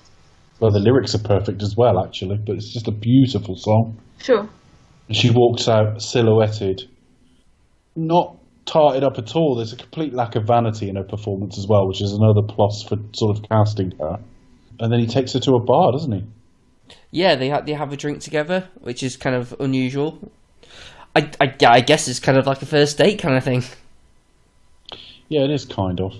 But he immediately, he's offering to help her, isn't he? He's offering her, his advice and experience and stuff. And again, I'm sure it's because he is beguiled and she's, his chosen gender and all the rest of it. But it doesn't come off sleazy at all, does it? No, definitely. I mean, that's the thing I like about the performance. It's kind of smitten. He does generally. You do generally feel like it's not aroused. It's It's just like, oh, I like you, but I'm gonna be like kind of sort of just kind of quite passive and like to kiss her. while rubbing his legs. It's fine. One of the things that dates this film, and there isn't a lot, is the smoking. They're all smoking in like everywhere. I thought that they smoke so much in this film. It's really weird to see because you don't often see it now unless it's a period piece. Obviously, because it's been banned. Sorry. Yeah. No, I actually thought of Dave. I think it's supposed to be driving Dave wild. I was thinking, I love a cigarette now. Yeah, it's been a critic. Bear in mind, I gave up years ago. It's something in films where they do it. I can't think of... Atomic Blonde was one. Atomic Blonde was a nightmare. They smoke all the time, especially when it's like at a bar with a drink. You think, yeah. Yeah. But he takes her home, as in drops her home. And Ordell's waiting there, unseen, not in the house, but outside the house. Max drives off. Now, all of this has been dropped. We see that he had a gun in his glove compartment. It turns out, we find out, if we were commentating on this, I wouldn't ruin it ahead of time. But obviously, in a review, it's a bit different. She's taken that gun. Yeah. And she's taken that gun because she knows Ordell's going to be right there. And it's kind of like revealed at the same time, like... Max finds out as soon as it's revealed in the film that she has a gun on Samuel Jackson. Yeah. So it kind of like works quite sort of timely as well, which was kind of cool. But the whole scene when Samuel Jackson knocks in and he's just creepy and intimidating. He is really creepy. He's kind of scary in this film. They've styled him well, and Samuel L. Jackson was pretty hands-on about that as well, getting involved in the stylings. Later, when his hair is down, when he's really gone devilish late in the film, that was his choice. But I like the fact that she held the gun to his dick as well. Yeah. Becca was quite enthusiastic about that too. Dick, yes! You think, oh bloody hell, really? It's in dialogue as well. It's really great. It's just great, isn't it? Go back to so businesslike straight away. It's like, she just don't take no shit. I won't hold it against you. It's all right. What are we going to take no shit? It's like, so what do you expect? Like, you turn the lights off, subtly put your hands around her throat, and what do you think what you're trying to do? It's just weird. But yeah, I liked how it's that world of that they live in. It's just like, well, it's just pure business, isn't it now? So yeah, absolutely. And the whole point now becomes she's now got to play both sides, and I love that about this film because she does it very clear-headedly. We do see some fear from her, although it's not a dominant character trait because late in the film Ordell is surprised when he's told she's scared. But the FBI, or the ATF, the cops, need from her something on Ordell if she's going to be able to continue to work and avoid jail. And she does need a passport to be able to travel because obviously it's outside of her country. Yeah. So all of that is in play. But at the same time, Ordell's got to be satisfied she's got some sort of plan that benefits him because he's got to be dissuaded from killing her. So she has to admit she's in bed with the cops, but make it that it's all part of this grand plan to get his money back out. Yeah. It's really pretty good. So you can probably guess Ordell probably just thinks, I'll just kill her as soon as I get money. Or I'll figure that out once I get money. Yeah. So obviously she's planning on screwing Ordell, or knowing that the cops really wouldn't give a shit about the money so long as they got Ordell, and then she can just basically run off essentially. That's the gist. And but the other thing is the scale of it. Not only is this a smaller story, but we're not talking about like $10 million. We're talking about $550,000. Yeah, it's $500,000, isn't it? Yeah. It's a little over $500,000 because there's like about 50 grand on top of that. It's enough to retire on, particularly given their ages. They're kind of late in middle age. They need him. They need to basically mark some of that money, and then catch him with it. So they need to let her get that money out of Mexico for him from guns and all the rest of it. And but she is openly telling the police about Ordell. And she's telling Ordell that she's telling the police about Ordell. And he panics. It's quite complex, isn't it? When they go for that drink and she goes, "What are you telling them about me for?" Well, they know who you are. Yeah. They know I'm seeing you because they know I work for you. Yeah. Oh, it's really great. Yeah, it's just kind of really smart, sort of. Well, it's just really good, really smartly scripted, really, really well performed as well. The other thing is the next morning after the first incident with Ordell, Max Cherry, he goes back. Max Cherry goes back for his gun, and it's that scene I was referring to about their life experience being brought to bear. The two of them sat together a bit world weary in that apartment while the Delphonics plays, which then plays all the way through the film because that becomes that. I don't think he's obsessed, but he's certainly deeply attracted to her, and he goes and buys himself a tape of it and all the rest of it, which is the other dated bit in the film: the smoking and the fact that there's a big section of tapes in the store. That was amazing when he goes into the record shop. I was like, oh my god! It's one of those moments where, like, if you've got somebody younger watching with you, you're like, this is what's called a record shop, or it's more the fact that he says to her, "But you can't buy new stuff on vinyl now," which, of course, now you can. But exactly. And then he goes and buys a tape, which now... I had the same thought, like, no, ironically, you can. 20 years later, you can. It's kind of like the video stores in films now. You know, you got like Blockbusters and like things like that. And things like that. It's like, what the hell? Oh my god! Yeah, it's just literally a complete error. It's like I sort of got really pangs of nostalgia. It's like I really miss going to like HMV or Virgin or MVC back in the day. I don't miss it at all. I really don't. I really do. It's just like I just miss it. I can buy things virtually. Don't have anyone like that anymore. Well, obviously HMV in Southampton, but just locally, like in Salisbury or anywhere. But there's a reason they didn't survive, and it's because they cannot compete. I know. Mind you, the last time I went in like an HMV, I made a bit of a fool of myself, right? Because go on. I went over to the computer game section. All right. And they had like the little demonstration games and stuff. Cool. So where you could play a game for a while. And they had this really kiddie kind of like almost Formula One game, but it was like a little Mario Kart version of it. All right. Clearly aimed at like 5-year-olds, you know what I mean? So I pick up the controller and I'm playing this, and I'm having a grand old time. I'm there for about 10 minutes. And I think I can see where this is going. But there were two things I hadn't noticed. Firstly, there was a 5-year-old beside me patiently waiting for his turn. So there's like a 35-year-old man stopping a 5-year-old playing a game for 5-year-olds. And the second thing was, I wasn't aware that if I looked up above me, there was a fucking massive screen showing what I was playing.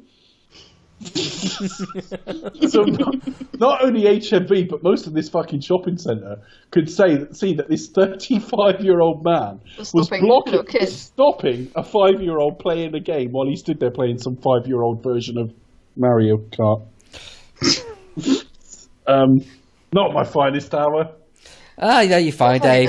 You have a right to play that game as much as anyone else. Yeah, so there's no age limit on that game.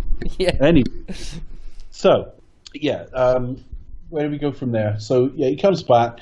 He's definitely still attracted to her. They just talk a little bit about their history, and he talks a bit about hair loss and what he did about that.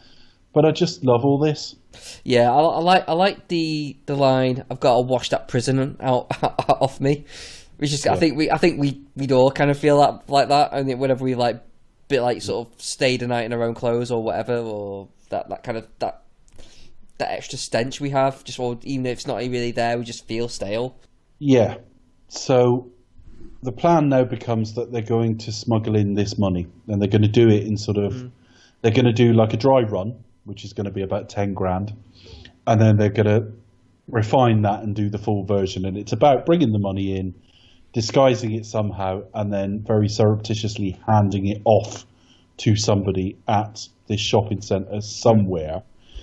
And hopefully, if the police are watching it, we'll take them to Ordell. Is there anything between where we are now and that first dry run? Apart from the strangest sex scene I've ever seen outside of Never Say Never Again. It's a very unsexy sex scene, isn't it? Yeah, I mean, I probably only went through like one tissue watching it. Well, it just kind of just cuts to De Niro just cuts to they're finished. Yeah.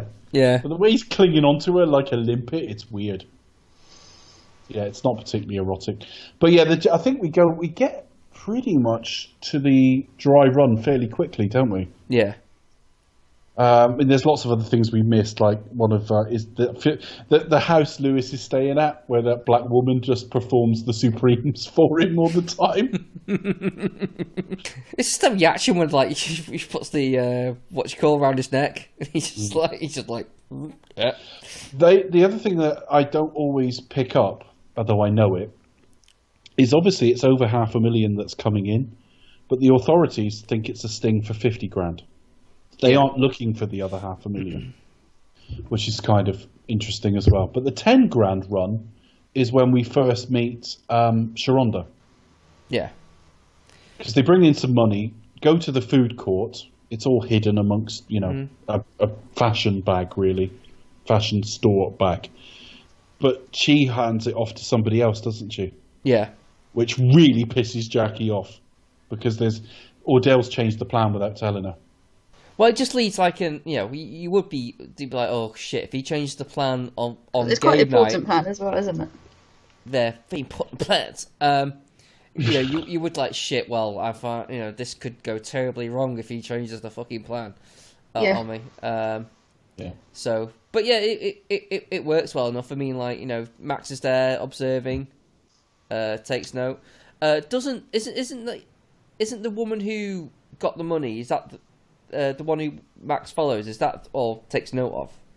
Is that the one who ends up just running off? I don't know. Is the honest answer.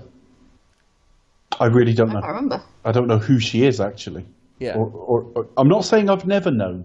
I'm sure because I've been watching this over like a 20-year period, so you forget things and don't notice, and it's been a while since you did notice. But I picked up Sharonda was the woman he was talking about in the bar to Lewis. Yeah, sure. He's not. He also that was after they'd had sex because he said Lewis sort of told him and he wasn't bothered about it. He was like, I don't care, I've got women everywhere, and she likes sex, she's rubbish at it, but whatever. But he tells her about Sharonda, and when we see Sharonda, she doesn't look like she's fed properly because she really rips into the fast food that's provided for her. This is the first sort of sign that Ordell is more than just a normal criminal in this genre of films. He's quite a cruel man. But the gist is the food court is where they hand off the money.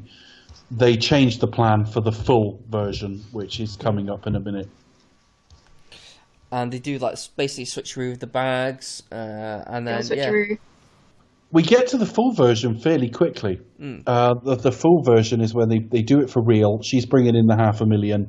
The FBI are expecting to do 50,000. They mark the bills and all the rest of it. Jackie puts it in a bag with a load of books. Really, she hides. She puts 40 grand. And puts some into a weighted bag. She puts 40 grand in there. Takes out an extra 10 that she's going to give to Melanie, which has a purpose that we don't realise at this point.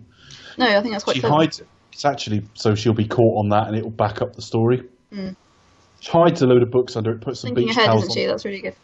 The rest of it is in her flight bag, but no one's looking for that. And the whole point is they're just going to swap this bag, and they're going to do it. The police still think it's going to be at the food court, but she's agreed with Ordell it's going to be in the changing rooms. Now, there's very few places there wouldn't be cameras in a shopping centre, or women's changing rooms will be one of them. The only thing is, though, you still would have footage of people coming and going. Yeah. And Max going in there and stuff like that. I think there are actually holes in this if you think about it. I mean, I thought of that, and I did think maybe because of the time the film was made as well. Do they have security cameras everywhere? And then I don't know. I don't know, but considering it's like quite a high. Well, high for example, her story is we're going to see this 4 times, 3 times, but the gist is, all right. The run of it is we see Jackie's version of things first, to Randy Crawford's Street Life, plays which they've timed perfectly. He recut that scene to that music, so she was it works really well. It's a great song. It nearly went on the trailer, and it might still do if the first choice gets blocked. But Natural High's better. But anyway, so the first is from her perspective, which she goes into this store flies in. She's got everything with her. She goes into the mall, drives to the mall, goes in there, goes up to this shopping to the women's fashion area, tries on a suit, comes out, says she's going to buy it, goes back into the changing room. Melanie turns up, approaching from the wrong side. That's a continuity error, but okay. I did notice that. I was thinking, hold on a minute. No, she's walking from the side the wall's on. Yeah. But then they swap bags. That's it. They walk off. The second version we see is Lewis and Melanie, which is the same story other than he can't. They all arrive at the mall at 4:10 exactly. 4:12, sorry. In the Melanie version of the story, they're nearly late because Lewis just can't get this woman moving. She's like, I'm in a minute and in the bathroom and playing music too loud and, just doing everything she can to annoy him. And we see all that, and then they leave with the bag, and Lewis gets so annoyed he shoots her twice in the parking lot. The third version of the story we see is Max Cherry turning up, and he actually goes in, and we see that he takes the bag that's got all the money in it. What she's done is given her version of the bag to Melanie, taken her bag back and then decanted all the money into it effectively. So then Max walks out with what looks like just a left bag of towels. But the thing is, her version of the story is that Melanie turned up, just stole her bag and run off. But there's going to be CCTV footage of Melanie approaching with a bag. So it's clear there has been a swapperoo. You've got Max Cherry there, who walks out with another bag, so we know there were two of them. I think there's holes in this, but it's only if you think about it. Yeah, you're right. There are holes in it. Yeah, you don't want to think about it too much otherwise. Yeah. I mean, it depends. I forget now. Did they actually reference security cameras? No, not at all. No, I don't think they do. No. It could just be that there's no actual security cameras and they're relying on police. There won't be any in the changing rooms. Yeah. So all the swapping and her decanting money and all the rest of it, yes, that works.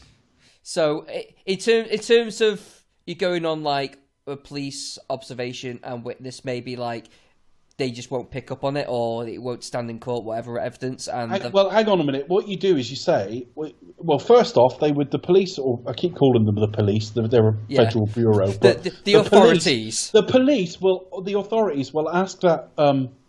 Will interview people as well. So they will call up video footage of Melanie turning up with Lewis, both of whom were later found dead anyway. Because Lewis is killed by Ordell in a while. We'll come on to that. They're both stood within about 8 feet of Max Cherry at one point, who would be known to them, mainly because he works in their industry. He's a bail bondsman. He was at court. He took, and so on. You will have seen Melanie arrive with a bag and leave with a bag, so that doesn't imply she's turned up and stolen a bag. She's either walked in with a bag and left with the same one, or there's been a swapperoo, which is what they were expecting. You've then got moments later Max Cherry walking in and walking out with an identical bag. They will interview the clerk, who will tell them all of this. There's holes in this, huge holes in this. But I guess the meaning, once the police have got Ordell, that they won't care that much. I guess that's the one get out. Would they even look? And of course, they don't know there's 500,000. They only need to find. That's probably the only real get out. That they probably won't be looking, but also they find Melanie with 10 grand on them, which means they've only lost about 30 or 40 after that point. Yeah, which is not the crime £500,000 is, or $500,000 is. So I guess. Yeah. So. But the moment that it's hell of a scene with Ordell and Lewis. Bloody hell. Yeah. So with the way Lewis is with Melanie, I always pick this kind of because once he's slept with her and then talked to Ordell about it, she's kind of he's kind of but you don't trust her. Why would you just have someone, you know, he always like completely just like dislikes her from then on in. Now he finds out how unreliable she is. And then when it comes to a job, she is unreliable, and he's constantly like getting, for fuck's sake, you know, this is where his like nasty side comes out. There's an element of she gets under your skin over time as well. And the first couple of times she meets him, she's offering him a drink and offering him a bong and all the rest of it. And over time, you just see she's really lazy. Yeah. She's really late. She's really irritating. She's really self-centered. She's a stoner. That's got really nothing to do with anything, really. It's not that her being a stoner is not her problem in this film at all. No. I mean, when she's in the car, like being really irritating over the music, that's not stoner behavior. When she's mocking him, that's not. Yeah, she's just irritating. She's a wind-up merchant. She's just that's what constantly, it is. She's a wind-up. Yeah. You can really see it right up to the last bits where she's like, Lewis. Yeah. It's like, Shut up, bitch. And actually, I was kind of a bit relieved when he shot her, which I don't know if that's meant to be the response. I don't know that we're supposed to think that. But I was like, thanks, you for doing my editing. Even though he's like threatening to like sort of knock her the fuck out, you know, he's still kind of like, it's almost like a guy with like severe anger management, but trying to suppress it. He's trying so hard. It's like, okay, I'm really into my sort of my yoga and meditation now, so I'm just trying to like make sure I present this anger, but you're really challenging this. He's like, no, bang, shoots her. Of course, he then drives off to meet Ordell. And the moment where the only time in this film I really felt for Lewis was when Ordell picked that bag up and started going through it, and you're going to go, he's just had to reveal he's killed her. He's just had to reveal all these things. It looks like maybe they're both in on it, and he's like spinning like a story. It's just that moment of Ordell doesn't know what we know yet. We know he's about to, and this will spell curtains for Lewis. That's quite a moment. And Ordell as well kind of puts his head on his hands for a moment and like closes his eyes and thinks. And it's almost like it's there he really becomes a monster. From then on in the rest of the film, all bets are off because he has to kill his mentor at this point, or at least his old prison buddy. You know, you don't realise it, but in films you don't often see people think. You don't often have a scene where it just sort of just lingers on a person's fate as they just figure shit out. We see it a lot. That was really interesting, I think. We see it a lot from Max as well. We do. Yeah, he spends a lot of his time thinking. And it's like, right, okay, he's figured out. It's like, pull over, let me think. You know, when he sort of checks the gun, you know, he's positions quite cleverly, so it was obviously like gets himself ready for it. Yeah. He doesn't have to move. Yeah, and he's just like, And then he disappears into like, they're all quite calm. He disappears into like a titty bar or something and never comes out again. It's like they can't find him. He's climbed out a window or something. Yeah. And then you've got Jackie, and this is probably her best scene in the film because she's got to summon up genuine indignation, even though she has just pulled the wool over all their eyes. She's got, when she's being interviewed by Ray here, she ends up with like tears in her eyes, and you're going, well, you've got no right really, because he's absolutely justified. But she's able to sum up genuine indignation and put on that sort of level of panic and upset. Well, there is a little things. It's a wall of things. It's like, yes, she has to portray someone, but also at the same time, she is like, shit, Ordell's. The plan hasn't gone on, you know. Yeah. Ordell's about. The plan hasn't gone to plan because Ordell's still around. So, shit, my life's still. I have to figure something out now because my life's in danger now, and I can't rely on the cops now to protect me because otherwise it'll just. No, we're now in a position where she's got to keep the cops on side because Ordell is now after her because it can only be she stole the money.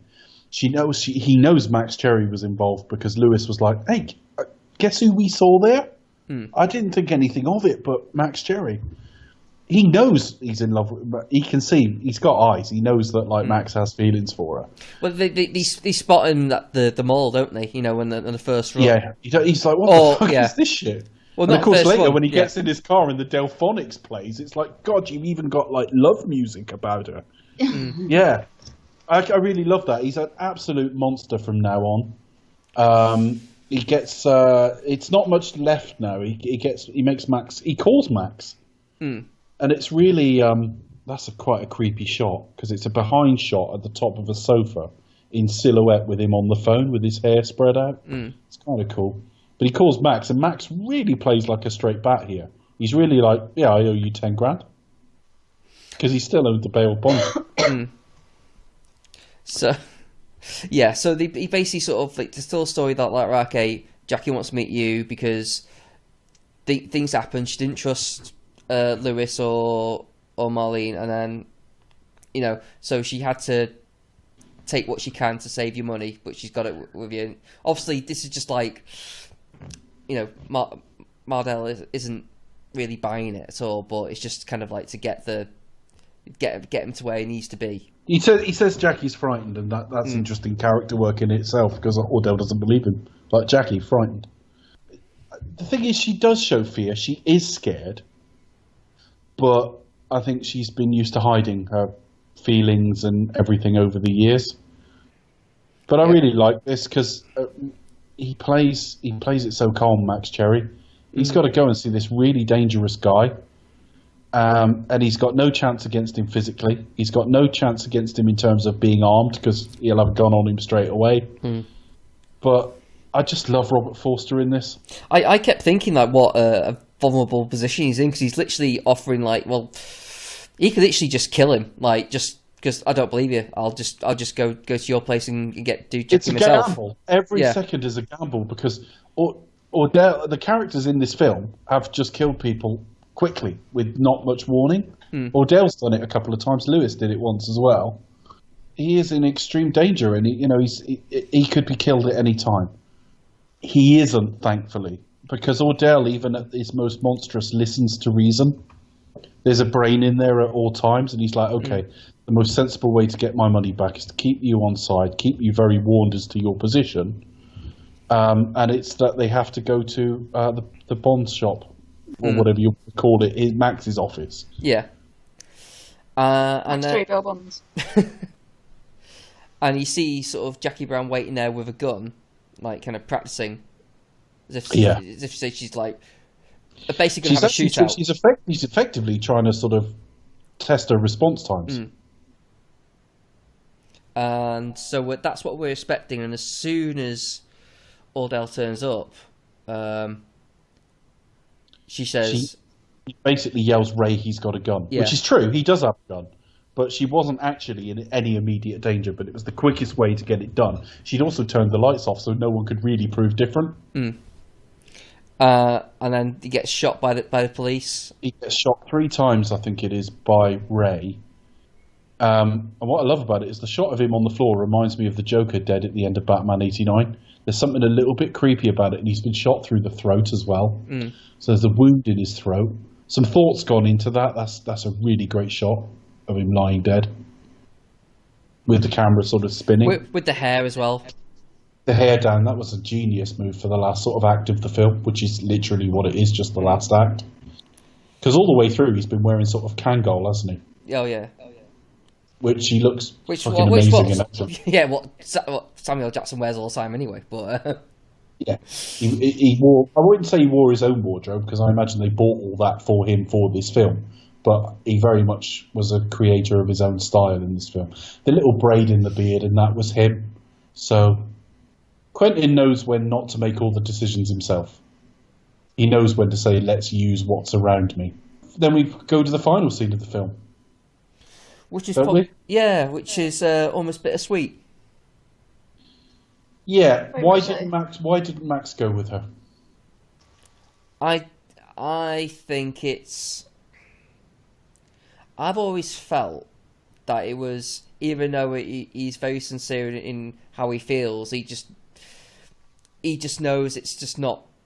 He's just a straight arrow. He just can't go live like a criminal life, even though there'll be, he can't live his life that way, even though they're not, let's say, going to be crimes per se. But if you know what I mean, it's like I can't really go. It sounds kind of snobby. I can't really go with like a criminal, or not in that way. It just doesn't feel right to him, despite how he feels.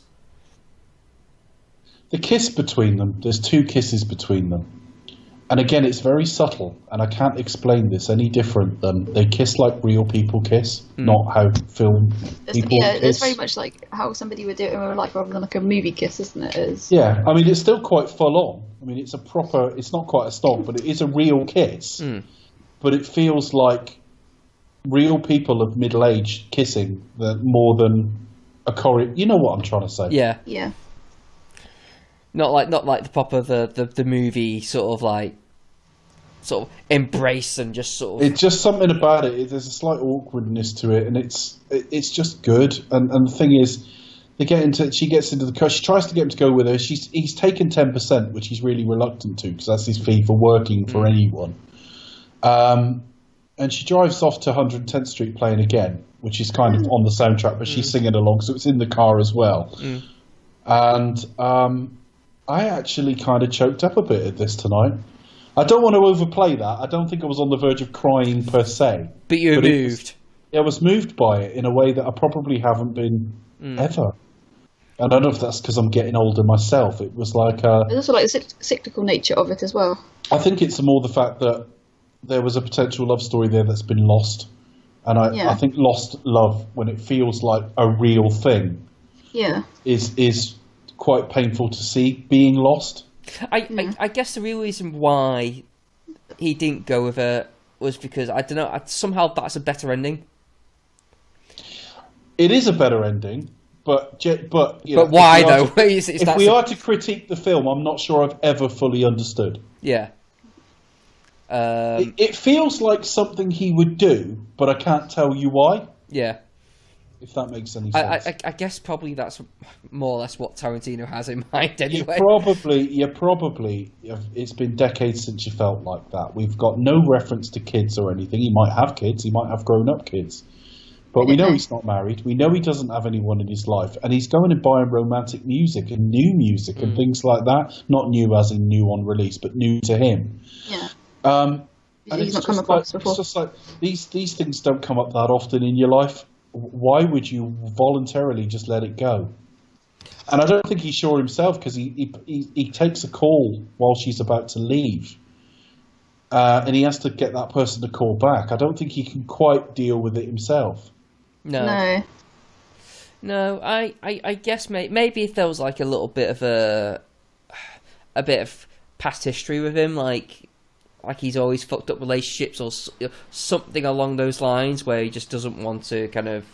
But the character's so well drawn, that cliche wouldn't have worked, would it? No, I don't think that would have worked. If we'd had a load of chat around their kitchen table earlier in the film about how his relationships don't work out, it would have been the most crunching bum note in the film. So, I don't know. Maybe it's just more down to it's just one of those things where we didn't need the reason. It just fair enough. Fair enough. It just happens like that. It's as you say, it just makes sense for the character. So that's all we need. Yeah. Okay. I thought it was beautiful, this film, in so many ways. Not least its score. That score has just absolutely soared this week with me. I've listened to it so much. This is Exhibit A for the benefit of having experienced actors, but not just experienced in their craft, but experienced in life. All of the major players, with probably the exception of Bridget Fonda, in this film are over 40. All of them. Pam Grier would have been late 40s at this point. Character's slightly younger, but late 40s. Samuel L. Jackson would have been similar. Robert Forster would have been mid to late 50s. Michael Keaton probably would have been in his 40s. Robert De Niro would have been in his 50s. And it gives this film something. It just gives this film something that the stakes are relatively small. You could say, Dave, crime films. You could say, Dave, it's mature. Could say it's mature. Very mature. It's one of his more mature works. I think the thing is, in crime film terms, we've seen so many films where, they go and steal 12 million. I mean, think of Ocean's 11. I think they went and stole like 160 million or something like that. So 500,000 in crime film terms is not very much. But what imbues the films with stakes is these are real people with real problems and real histories. And when they're making decisions, like at the end of the film, about going with her or helping her in this crime or whatever, they're balancing whatever decisions they make against decades of experience that may be telling them something different. Like, he might want to go with her, but he might have a history of, like, relationships not working out or whatever it might be. He might just think she's far too glamorous. I mean, she says, are you scared of me? And he just sort of says a little bit, sort of thing, makes that sort of thing, gesture. A little bit scary. It might just be he thinks she's out of his league, you know, and it can't possibly last because I'm just me with my shitty car and little business. But, I mean, I'm rambling now. I'm just going to leave it there, that I think the character work, but also it's the cast that make this. As great as Tarantino is, and he's done little things in this film, like he's even changed the aspect ratio. We haven't even mentioned that. This is the first. No, that's a good point, actually. It's not CinemaScope. It's flat widescreen, 185:1, which is kind of appropriate for a much more sort of intimate drama. But so it is in him, because he had to make the music choices and he had to decide to show that sort of incident at the mall from 4 different angles and 3 different angles or whatever it was. He had to make all those decisions. But this film soars on casting, and that's all I'm going to say. Yeah, I think it's one of Tarantino's most mature. No, I'm kidding. I wish I'd not said that at the start of the fucking show. No, it's funny. It's funny. No, it's no. I said at the top of the podcast. I think, Dave, I think you're right. For me, what makes it work is I think it's just to believe that, how I believe in the characters on screen. I'm kind of, I can read their expressions, I can feel their emotions, and I'm just engaged by the drama that's happening in their heads, rather than what's on screen. And it looks great. It's really it's really well shot. It's unassured. It's not showy. It kind of just. It's just really well done without showing off, and without saying, "Look at me, I'm great." It just gets on with it, and it's just great on its own terms. But it's still got plenty of verve. It's got an incredibly cool soundtrack. Oh yeah. So it's not Tarantino turning all that off. You will be walking away with Bobby Womack in your head, in your head, and so yeah, And also one of the things that Jackie Brown has that Tarantino tends not to have in his films is a heart.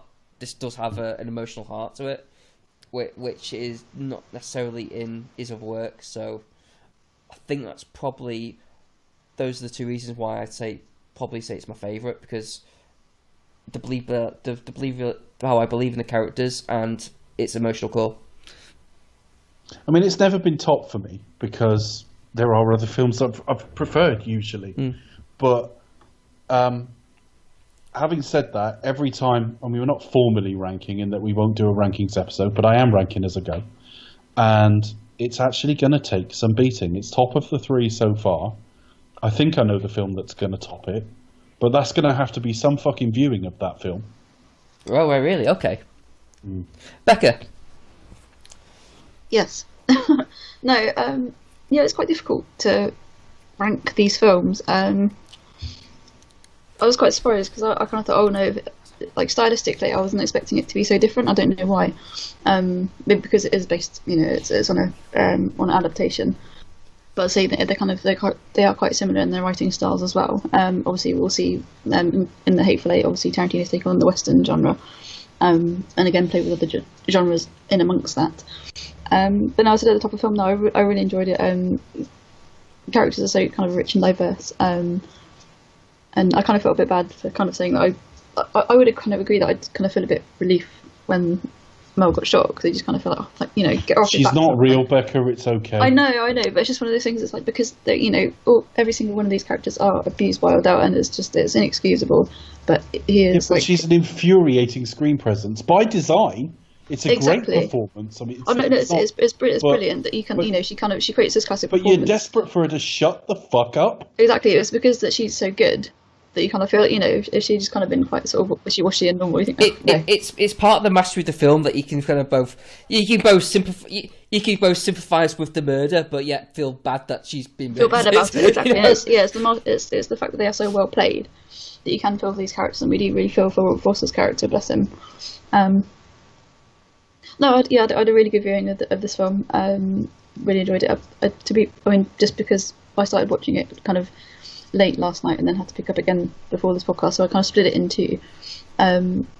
Still fine. I was closing. I was just really tired, but not because I was bored. I could not stay awake. I'll be editing all that, Becca, anyway. 15 minutes of you explaining why you were tired. No. But no, I really enjoyed it, and I do. If we were to rank the Tarantino movies, I would rank it quite highly. I'm still quite a big fan of next week's film, but it all depends on what kind of viewing I have with it coming up. And again, just where I've been into like Asian cinema the last sort of decade or so. I'm not saying that I'm not an expert, but I just take an interest in it. So looking forward to that very much.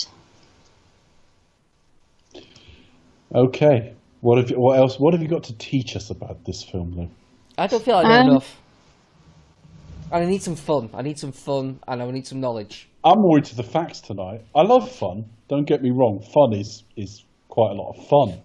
What if we combine the two? Is that even feasible? Let's find out, Becca. Well, Dave. Okay. Did you say earlier? Is that your first fact? My name. That's fun, folks. Dave, what?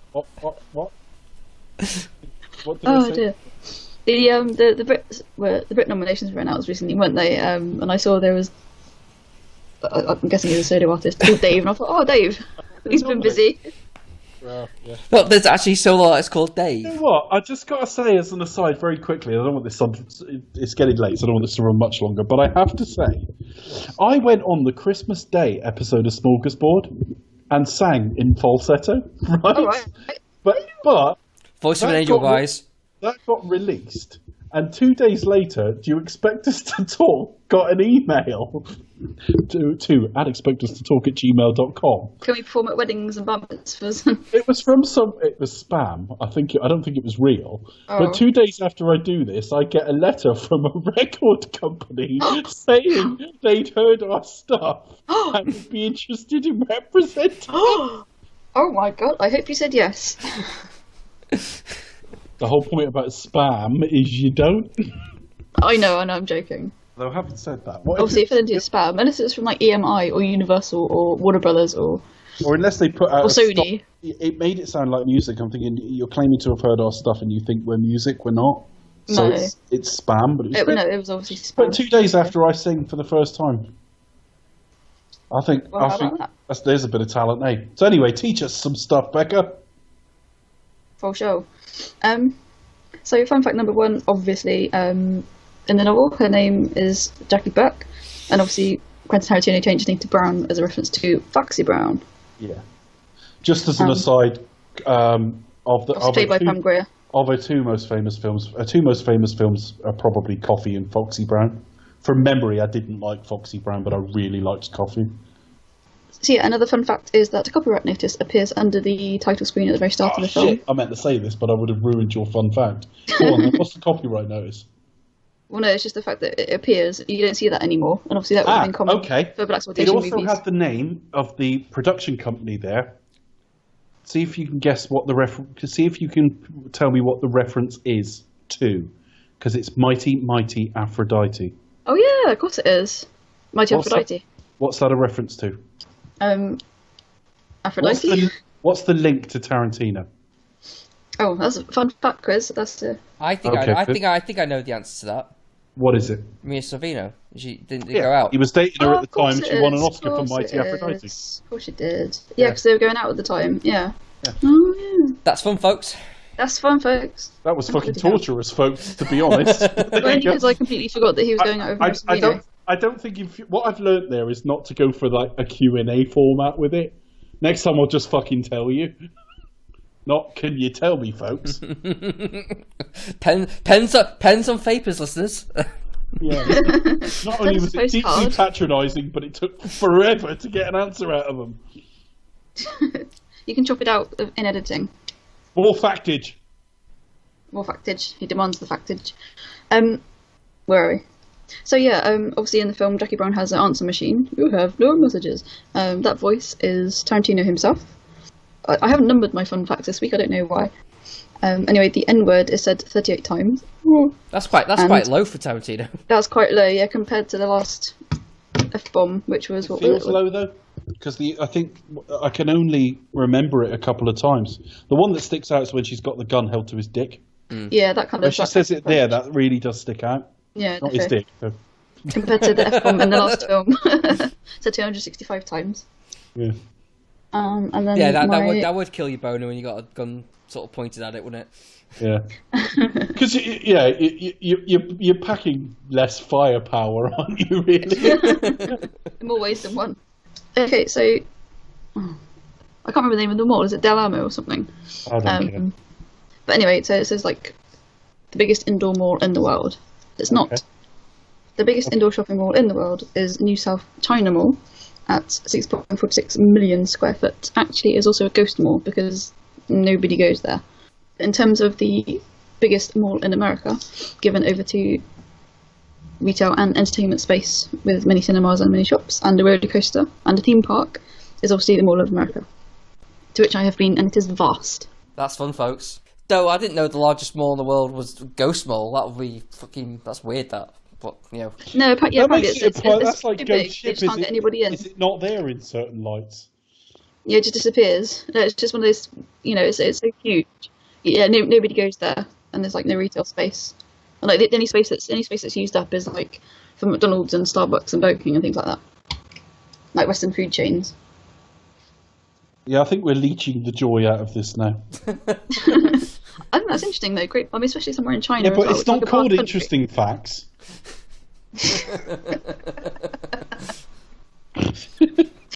All right, social media, folks. You can find me at Shorts on Twitter. You can also find this podcast as well as the other podcasts I randomly do on occasion at simshorts.uk. You can find me at the Pasty Kid 1976 on Twitter. So I'm just covered in fluff and I don't know where it's come from. You can find us at. Do you know, of all the lines Becca could have said next, that would have been low down my list of guesses. I don't know where it's come from. All of a sudden, I'm just covered in floof, and I don't know where it's coming from. Floof. You're covered in fluff. Please call me. Still covered in floof. Yes, if you want to, you can email us, regardless of not whether you're covered in floof. expecttotalk@gmail.com. We're on Facebook. Just type in Expect Us to Talk. We're on YouTube. If you type in Do You Expect Us to Talk? And you can, of course, find us on the Twitter at Expect Us to Talk. And we're also on iTunes and Stitcher. If you head over to iTunes, just type in Do You Expect Us to Talk? And please leave us a glowing 5-star review. Or anything 3 stars and higher would be lovely, thank you. No, 5 stars. Don't leave a 3-star review. That's like on Amazon. If you go onto Amazon and a product's got a 3-star review, it'll be shit. It's like, yeah, it's all right. No, give us a 5-star review because you know. 5 stars. If you're gonna do it, do it properly. If you are drawn to giving us a 5-star review, please do that. If you're not, thanks for your interest. That's it. Jog on. Fucking hell, Becca, give us a 3-star review. What's wrong with you? Don't give us a 3-star review. 3 stars. Tell us what you really think. I normally cost us a star by myself. Come on, let's not fucking make it worse. Well, it's 1 for me, 1 for you two guys, so that's 3. And then 2 more for good luck. Yeah, 2 more for good luck, yes. So that's my 5 stars. Anyway. That's depressed the shit out of me now. Oh, I'm sorry. Anyway, I think we should take 6 years off and return with a completely different genre, which means Becca. And do it in 2 parts. Thanks for fucking up my flow there. Becca, what's next? Do You Expect Us to Talk will return with Kill Bill Volume 1.